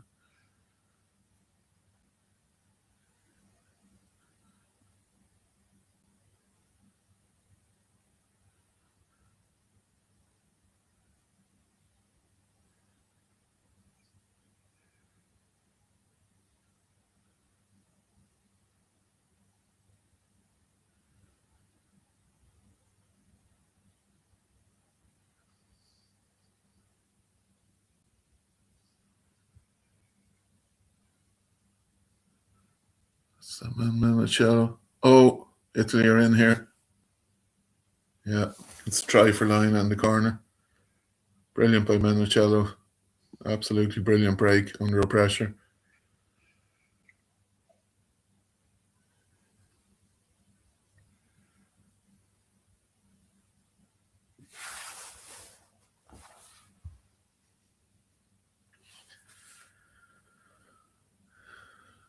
Good as that.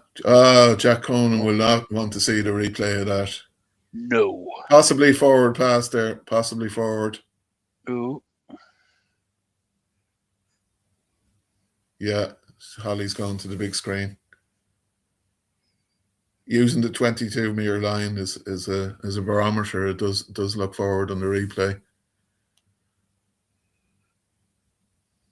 Shame for Italy if it's disallowed, because it was such a beautiful bit of play. Yeah. Even before the pass was thrown, it was forward. Yeah, no, I'm a minute behind you now in terms of the TV pictures here, and even just my first thought was forward pass.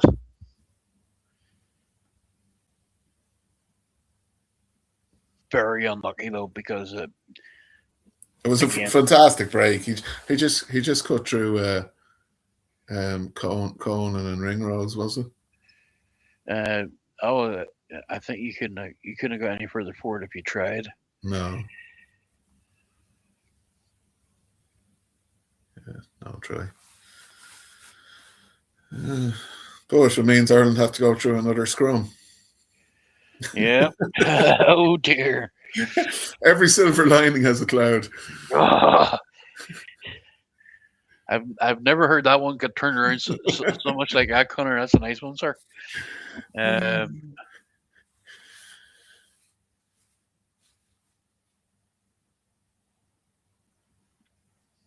Now, Ronan Kelleher is coming on. Oh, 3 substitutions. Casey, McCarthy, and Sheehan are all off. So Gibson Park, Byrne, and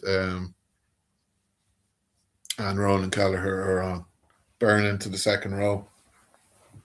Yeah. And we still have a dog boat to come on in the second row as well. Indeed. And Timoney to come on in the back row. I'd say Timoney be on, judging by performances, I think he'd be on for Conan. Yeah. No sign of Jack Crowley yet, though, David. I'm surprised. Yeah, me too.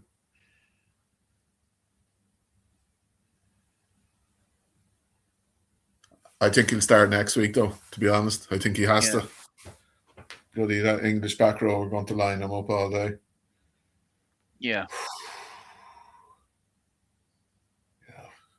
Twickenham next week's going to be tough. Jesus. Dare I say I'm dreading it already? Yeah. I've been dreading it since about the 30th minute of this match. Oh, well done, Kelleher.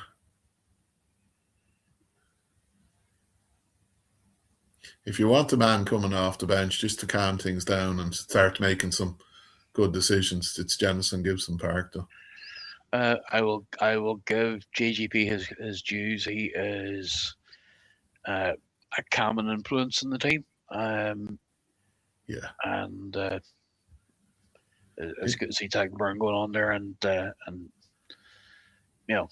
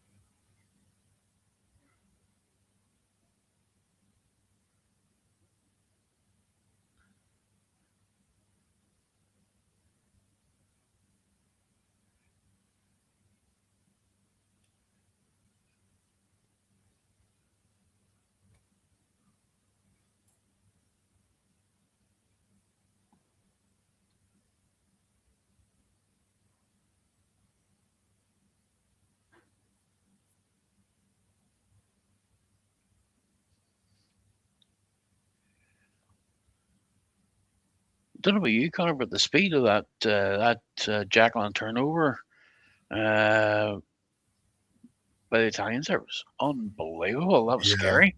It was frightening. It's frightening as well watching them in open play. Like, how do you have the measure of our players out wide for speed? Ooh.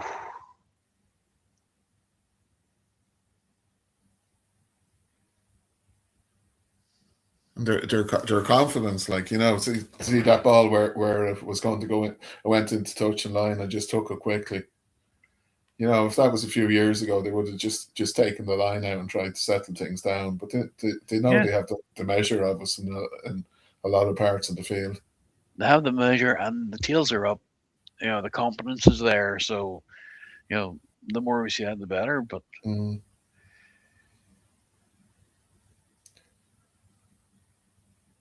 Italian number 7 has had 3 turnovers and 10 tackles so far. Yeah.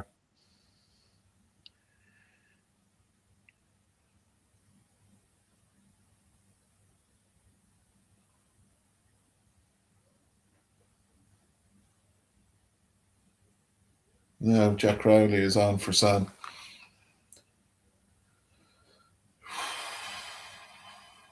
Another tough day for Mr. Prendergast. Yeah.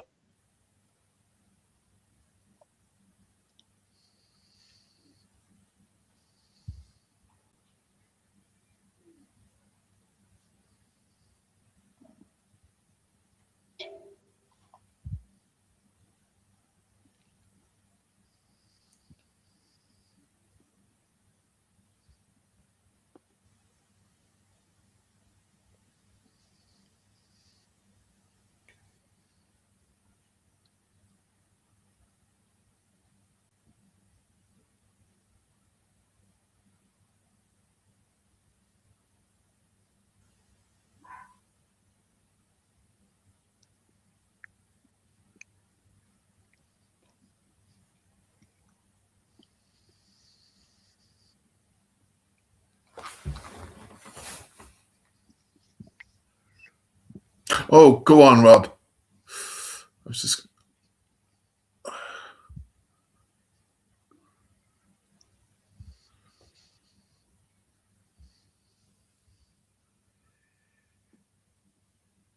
It's good ball retention. Now. Go on, Izzy.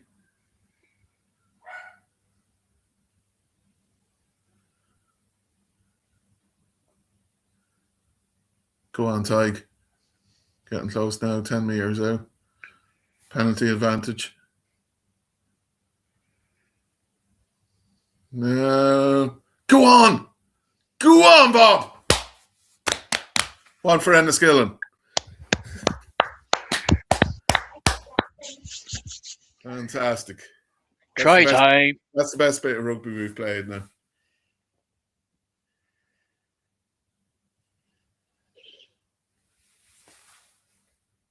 That was good. It was sharp and fast and accurate.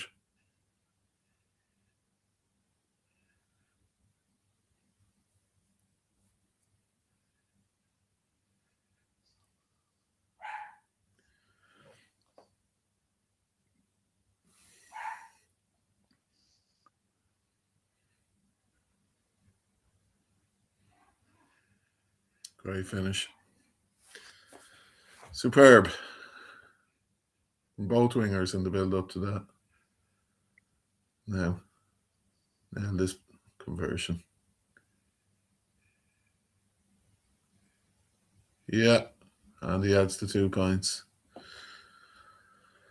17-10, 57 minutes gone, 58 minutes gone. Unbelievable. Oh, first cap in a long, long time. And his third Irish try. Yeah, I was just thinking to myself a couple of minutes ago, we haven't got him on the ball enough. Yep, absolutely. And first time he gets a the real ball. good shot at it. He's over the line. Absolutely fantastic and a huge. I can, in fact, I think, and I live up here in the DLD, and I can hear the cheers from Enniskillen already. And we're talking there a good. That's a good 47 mile at least. All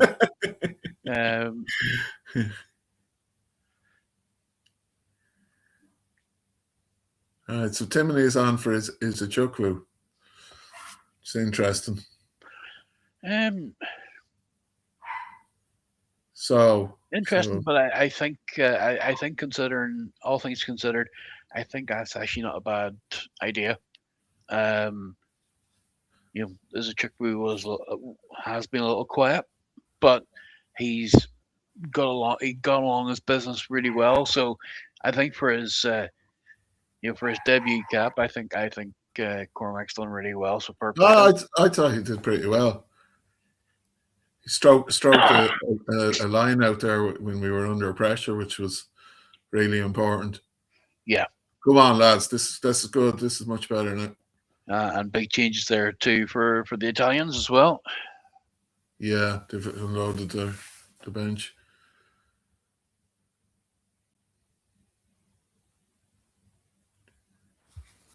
Another big momentum shift, you'd have to say, though, David, wouldn't you? Yeah. Yeah, we followed up that try with getting back into Italian territory and putting them under pressure. So, with our previous scores were usually followed up by Italy coming straight back at us. It'll just be interesting to see now, what that reaction will be like here.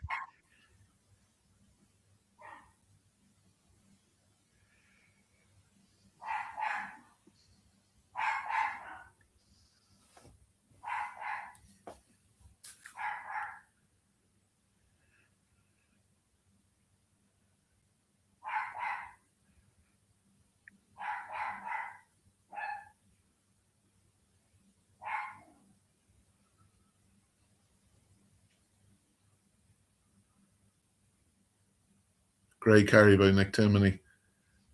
Straight into the action, just like last week. Absolutely no messing about there. Timmy straight in, at it again.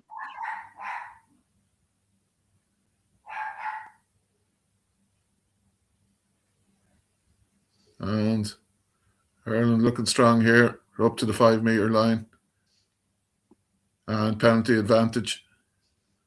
Gibson Park goes, no. Go back for the penalty. I think they should just take the points here.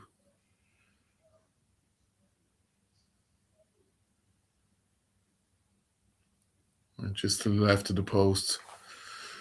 Take the 3 points, for God's sake.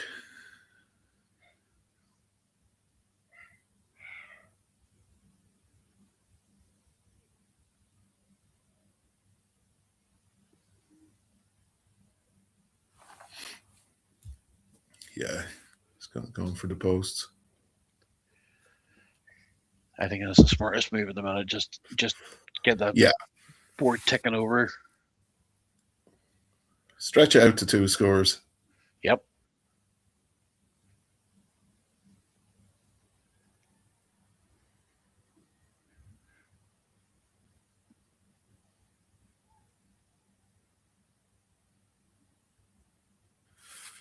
Assuming he knocks it over. I think looks to be in better kicking form. Yeah. Right.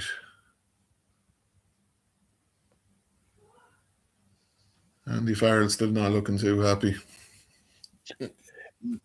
No, I think it's a perpetual scowl of Andy Farrell. Put it this way, that has not changed since his time Wigan in rugby league. The first time I seen Andy Farrell in his playing days was at Wigan, and he was their kicker. So he was kicking goals left, right, and centre for Wigan, and Farrell was always so excitable. If it was, there was even times where he was so excited, even it could even make Jack D look like an absolutely raving madman. But I think that's the sort of that Lancashire. Yeah, no nonsense. Oh, absolutely no nonsense. The unfortunate thing for me was I was a big St Helens fan at the time, and every time I seen Farrell put 2 points over, we were always cursing them. So another kick in the teeth. That was some Wigan. That was some Wigan team back then, though. Bloody hell! Oh, what you think about it? Well, Farrell, Ofaya, Jason Robinson. Oh, Sean Edwards, of course. Gary Connolly. Yeah. Oh, goodness me. It read like a who's who. Yeah. I know. The names still just roll off the tongue because they were such a classy outfit and so good to watch, so entertaining. And it was before we had it was around the start of the professional era here, or just before professional rugby union took off. So they were a different level to the union teams we were watching. Oh, I always loved it when the cross codes. Yeah. Because the cross code games were always actually fun to watch. They You were. know, They were. trying to see the Union boys play league, it was entertaining to say the least. Um, but it was guys like Robinson, Apaya, um, and Pearl were the more receptive to it. Mm, mm. But of course, we can't forget Jippy as well at Warrington. Jiffy, yeah, yeah, yeah. And then he came back and played a couple of times for Wales before he Yeah. retired, didn't Hmm. he? Scott Quinnell was another one that Yeah. went to league and came back. Wales lost so much talent in the 80s and early 90s to league. It was criminal. Other guys like Devereaux, the centre, and Oh, Scott Gibbs, like yeah. they had like the rugby didn't just die in Wales; they just lost so much talent to rugby league.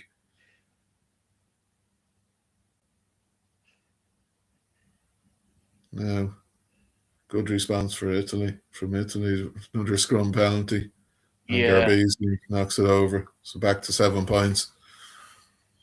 It was.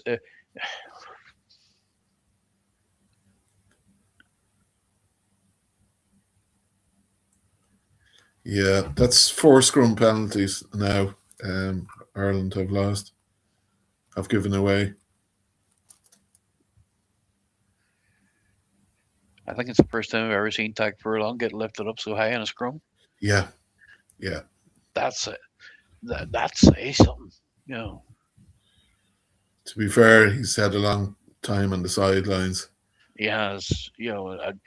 And we're not. I'm not going to be hard on him because of that. Yeah, Uh, but even then, to see him being raised so high in a scrum, yeah. that's concerning, even for you know any way you slice it.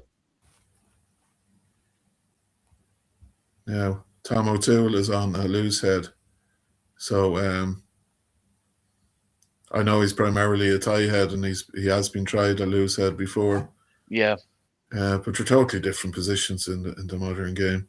Um, so hopefully he goes well there. He's a serious unit of a lad, anyway. Oh, Craigie O'Toole's been a serious unit for years. Yeah, And yes, I'm just glad that he's getting this a good shout now at playing for in the green shirt. It's just great to see him back on there. well deserved. Yeah. Of course, you've another good tie head up in Ulster and Scott Wilson. Yes, Scotty is.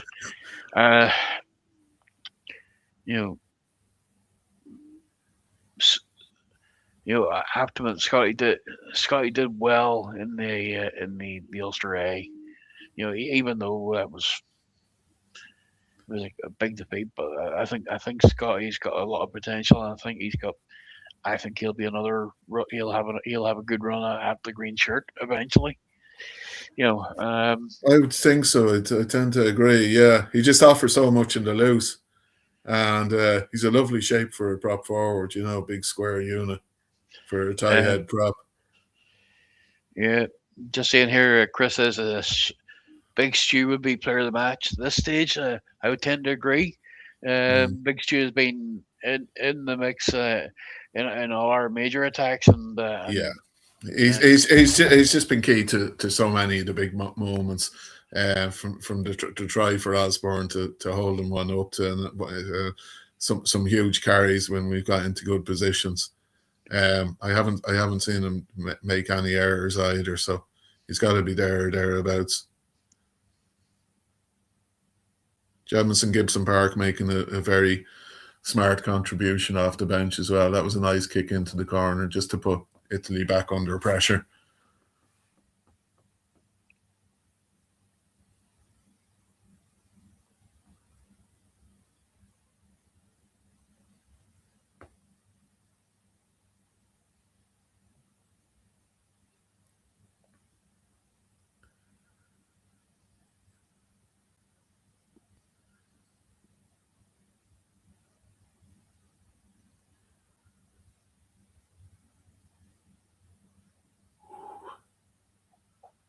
James Lowe almost breaks clear there. Oh, that's forward, I'd say.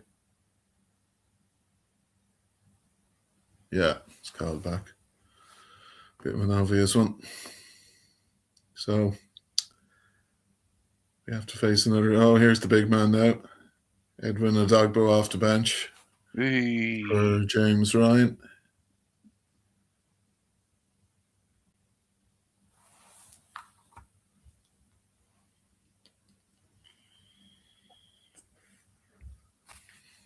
God, he's a big man. Unit? Big, broad unit man, yeah.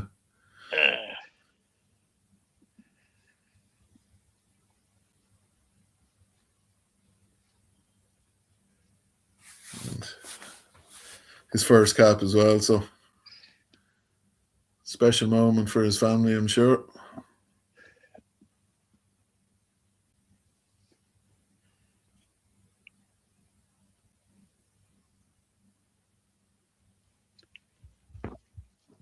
How can Tyke Furlong go backwards with him behind him? Exactly. That'd be my thinking. He can go up, but he can't go back. He could go 20 foot in the air.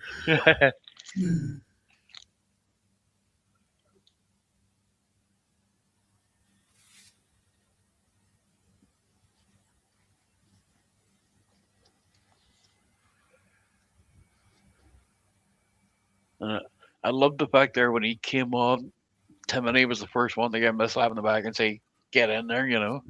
Get in there. Welcome to the party.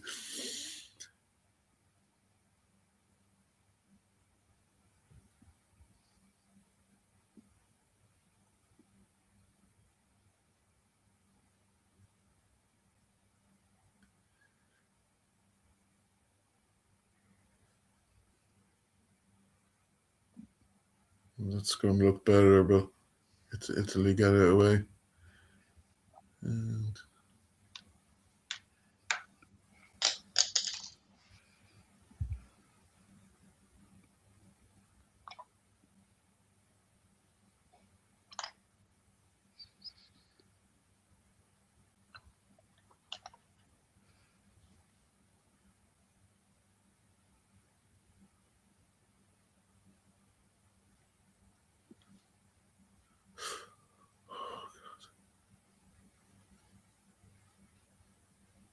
But interesting me stat that popped up there. The try zone IQ was Pani had covered 81 meters and 10 carries. It was a good 15 meters ahead of Ioane. And I would say only maybe Balakun and Izzy, maybe the only ones who have sort of covered this even close to that sort of distance. yeah.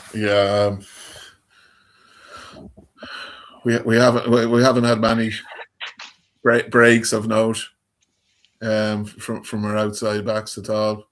They haven't got much ball. I think the biggest really. one was from Low, and that was about 15, 20 meters. But that's.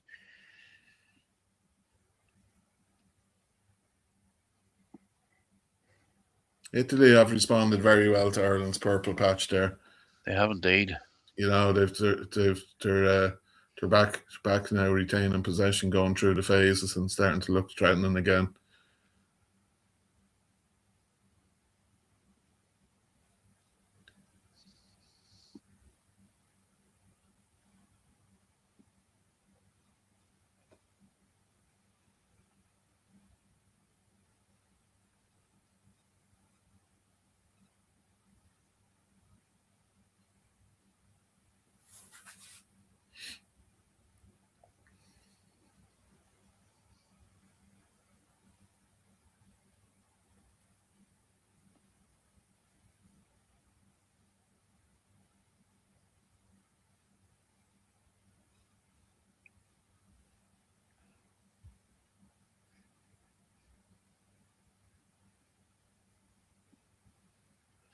But I'm just looking through a few of the stats here, Conor.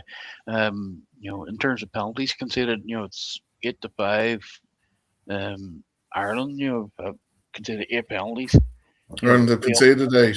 Yeah, Yep, right. two, Well, yeah, only 5 for Italy, um, and in Italy's case, all 5 were defensive penalties, whereas 3 of ours were offensive ones. yeah, that's poor. I suppose the scrum has accounted for half of them anyway. Yeah, Um, pretty much. but giving away offensive penalties, that's just like technical errors and silly ones that could be ruled out, like the knock-ons as well in strong positions. It's big Yeah, tackle from McCluskey there. Yeah, if we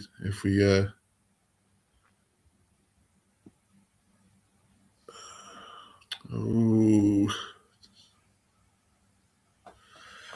oh but despite that, everything is very, very level. Meters gained 384 for Ireland, 385 for Italy.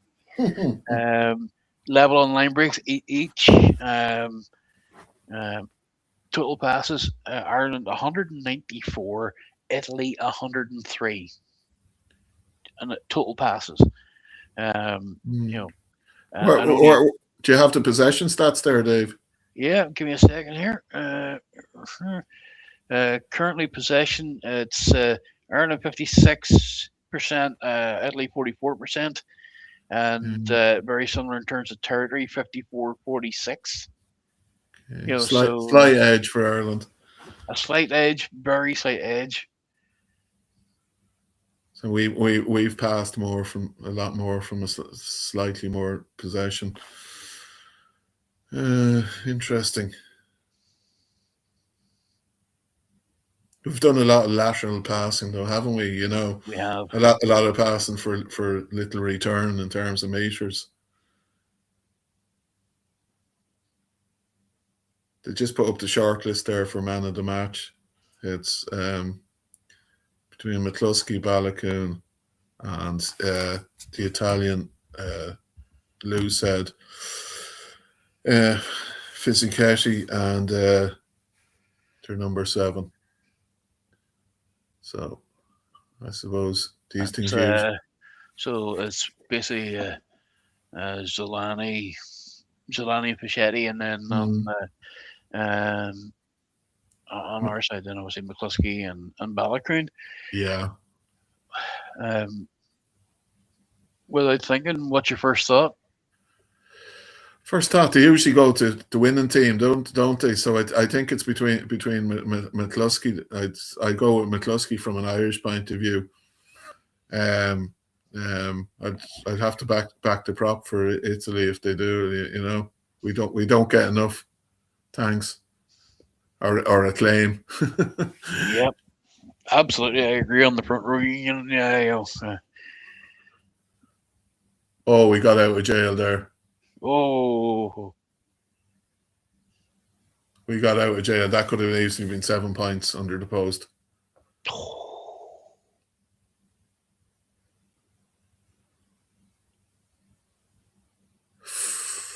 Jesus, fingertips. wow. Yeah. God almighty.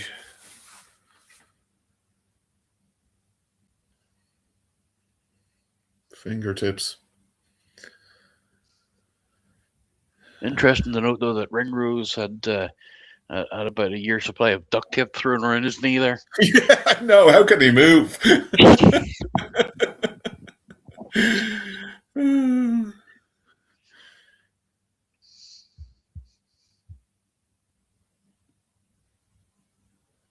Still under huge pressure now, of course. That's a solid scrum.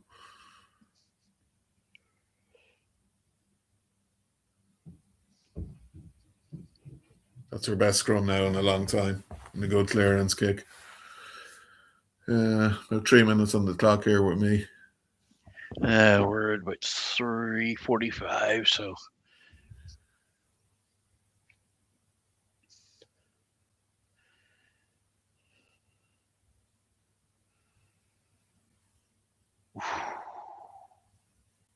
Looks like I'll go to the wire.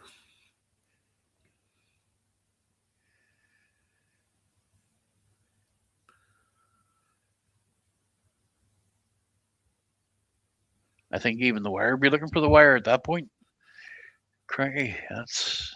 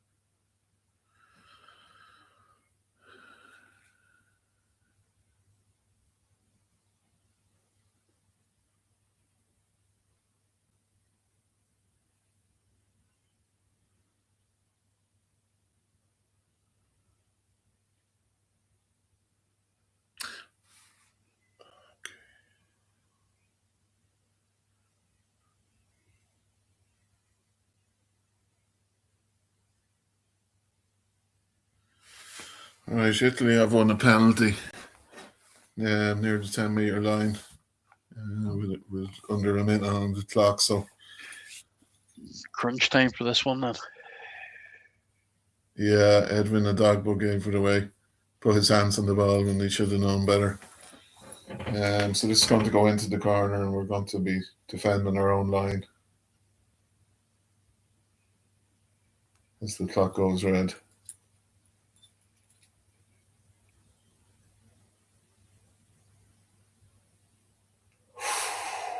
Ooh.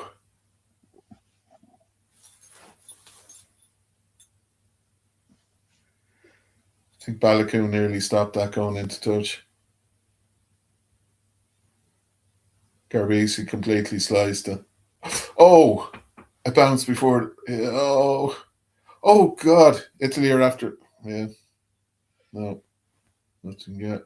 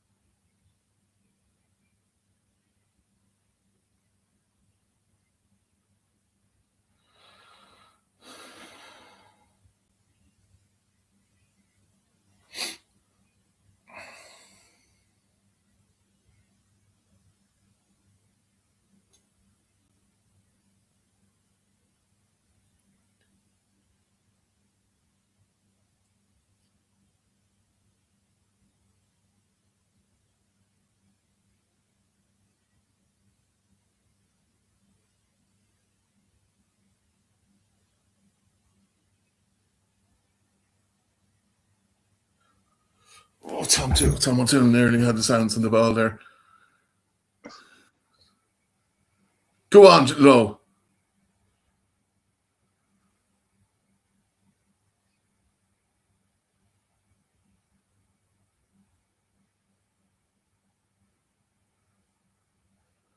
Great break from Low. Ireland on the attack now. We've countered the length of the pitch nearly. Inside the 22.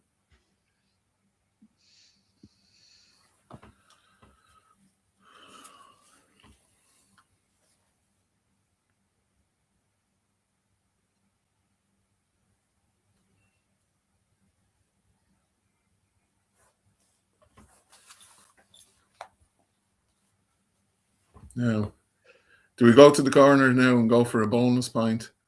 Absolutely. Craig, yeah. At this point, yes. You take every point you can get your hands on, Yeah. especially with next week in mind. We could just lock in the win and kick it dead.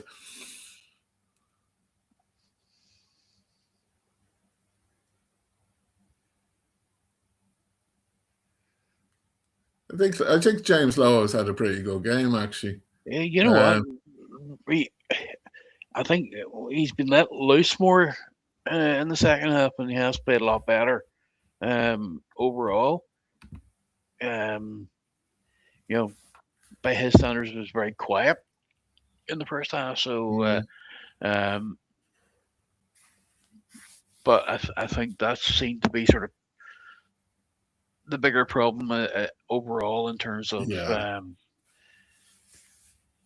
We just weren't getting guys into space. Yeah, and using the space that we had, like it wasn't that we didn't have space; we had space. Yeah. Oh, he's kicked it. We're not taking the line up. What happened there?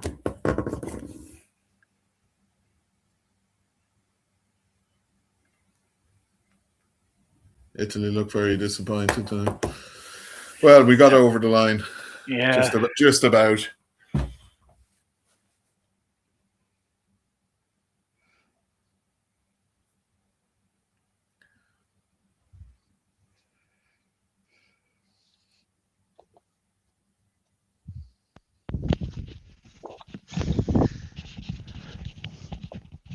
Gentlemen, can you hear me? Christopher. Yes, Chris. Welcome back. Well, what a finish. Oh. Yeah. Wowee. So, who got player of the match? I didn't see yet. It hasn't come up. I presume it McCluskey. I think McCluskey deserves it. Yeah, he was on the short list with Balakoon and the Italian 1 and 7. I think if Italy had nicked the result there, I might have gone to one of the Italian players. Italians, yeah. But I'd say McCluskey was definitely Ireland's best player by a distance for me. Oh, no doubt about it. I tell you what, though, a draw was probably a good result if they could have got it. David. Oh, mate. What a game for Italy. Just not the remake. What a first half for Italy. But the second was not very good. It was the true game of two halves, wasn't it? Yeah. Yeah, but wasn't to be. That last effort was huge continuity of play, great ball in hand, and then got it for you. Italy were literally fingertips away from getting a draw there. You know that knock on under the post. You know he's in. He holds that ball. He's in there, and it's a 20-20 draw. Absolutely, man. You couldn't really begrudged it to Italy if they had got a result because they were full value for it. And I know Ireland did have a purple patch in the third quarter, but Italy came back at us. Yeah, I'll tell you what though, we did say that the bench was going to be the difference, and to be fair, the Italian bench actually stood up to it as well. Absolutely, and we got a bit of an edge when we had fresh legs on. I thought Jamison Gibson Park made a huge difference for Ireland, just as decision making and awareness, and knowing what to do at the right time. You know, that's where he has the big edge over Craig Casey or other options for Ireland. Yeah, and combine that with the work from Crowley as well. You know, it was just a different 9-10 partnership made all the difference, really. Yeah, I think Sam Prendergast will find it hard to get the shirt to start next week. Yeah, I said to David there towards the end of the match, I said, listen, we I think Crowley has to start next week. There's no doubt about it. Prendergast, he just the fact that he doesn't bring any physical threat to the opposition either means they just read him so easily at this level. He seems to have more space naturally when you see him play with Leinster, and he makes some breaks, and the opposition aren't so sure what he's going to do. But you just know he has to pass or kick. I see Bob Balakoon won man in the match. So Oh, well done, man. good work. Fantastic. Glad to hear it. Yep. Mr. Chapman, you'll be proud of that, sir. Absolutely, and saying to Conor earlier, I might be 46 miles away from Enniskillen, but I could hear the roars coming from the rugby club. So absolutely chuffed for them all down there. I can only imagine the carnage later on this evening. 100%. Yeah. And- So let's just put it back. The final word from you on the match. Heartbroken.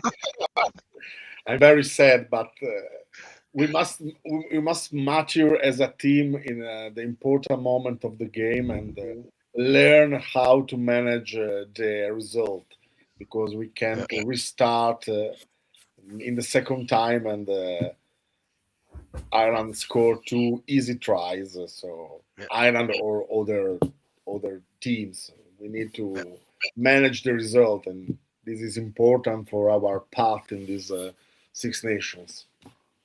Yeah, absolutely. Conor, final words. Yeah, I think it was an entertaining game. Two closely matched sides. I think Italy should. I know you're disappointed at the moment, David, but compare that performance to Ireland in other years. And even how you respond to Ireland's purple patch in the third half. If that had been 2 or 3 or 4 years ago, Italy, that game could have ended up at a 20-30 point differential. But you were in it right to the end, and were fingertips away from a draw. So look at the improvements. I think you'll be favourites playing us in Rome next year. Yeah, I think it's an absolutely great performance. Davey, final words for you on the fixture. You know what? I have to give big credit to Italy. They absolutely played it out, and to be honest, we were talking fingertips away from a draw. So all in all, I'm absolutely proud of the way that they've carried the game. I'm absolutely chuffed, obviously, for Ireland and for Balakoon in particular. But I still think there's a lot of work to be done. Certainly for next week's game at Twickenham, and that's going to be a big call at 10. I can't see Sam getting the jersey for it. I think it'll be Jack Crowley. But we'll have to wait and see on that one. But I think we definitely do need to sharpen up a wee bit on handling skills and a wee bit on the penalties there as well. But how good were Italy? I'll tell you now how good Italy were. In terms of possession, it was 52-48. And in terms of territory, Italy actually dominated on the territory. Ireland had 47%, Italy 53%. In terms of carries, Ireland had 143 carries for 750 meters. Italy 115 carries for 681, which sort of gives you a real good idea of how good they were. For Ireland, we had 10 handling errors. We had 25 missed tackles, so still an issue there for us. And 10 penalties conceded, so there's still a lot of work for Ireland to do there. But overall, pleased to see the win. But again, by the skin of the teeth, I'll say against Italy. Yeah, absolutely. I tell you what, our scoreboard predictions were a wee bit off there. It was tighter. It was tight, and it so easily could have been draw. And it kind of reflects last night's game in the Italy under-20s. Literally, that last couple of minutes again, both sides were playing for a draw or a win. So, it was a great fixture. Absolutely superb. And I think for neutrals around the world watching that game, that would have been a really easy watch for any neutral, for sure. Great fixture. Well, look, guys, thank you very much for everybody for that. I want to give a big shout out to our friends at Unstoppable Rugby. They're supporting us through the social sessions this season. And if you want to have a look and see what Unstoppable Rugby is all about and what their mission is, the website is down below there. if you just look up Google or any of your search engines for Unstoppable Rugby, follow the links, and you'll be able to see what they're doing. For us, Chris, next very soon we're going to have another Whitewalkers chat and crack. And we'll have a look and see how everything's been going there. So obviously we'll see you soon.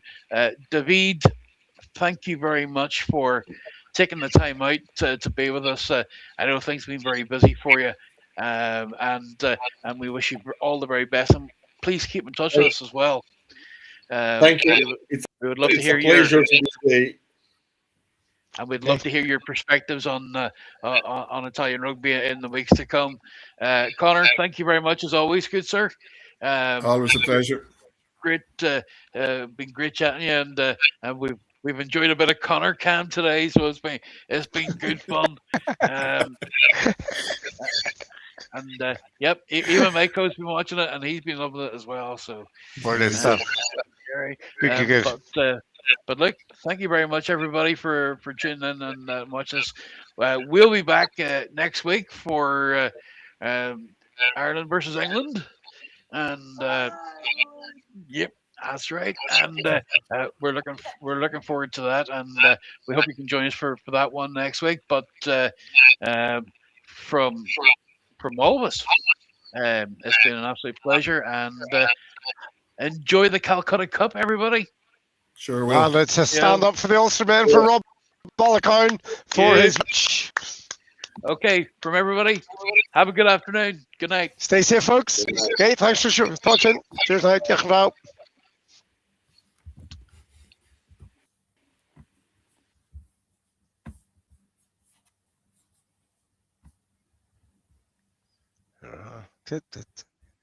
Thanks for having me, guys.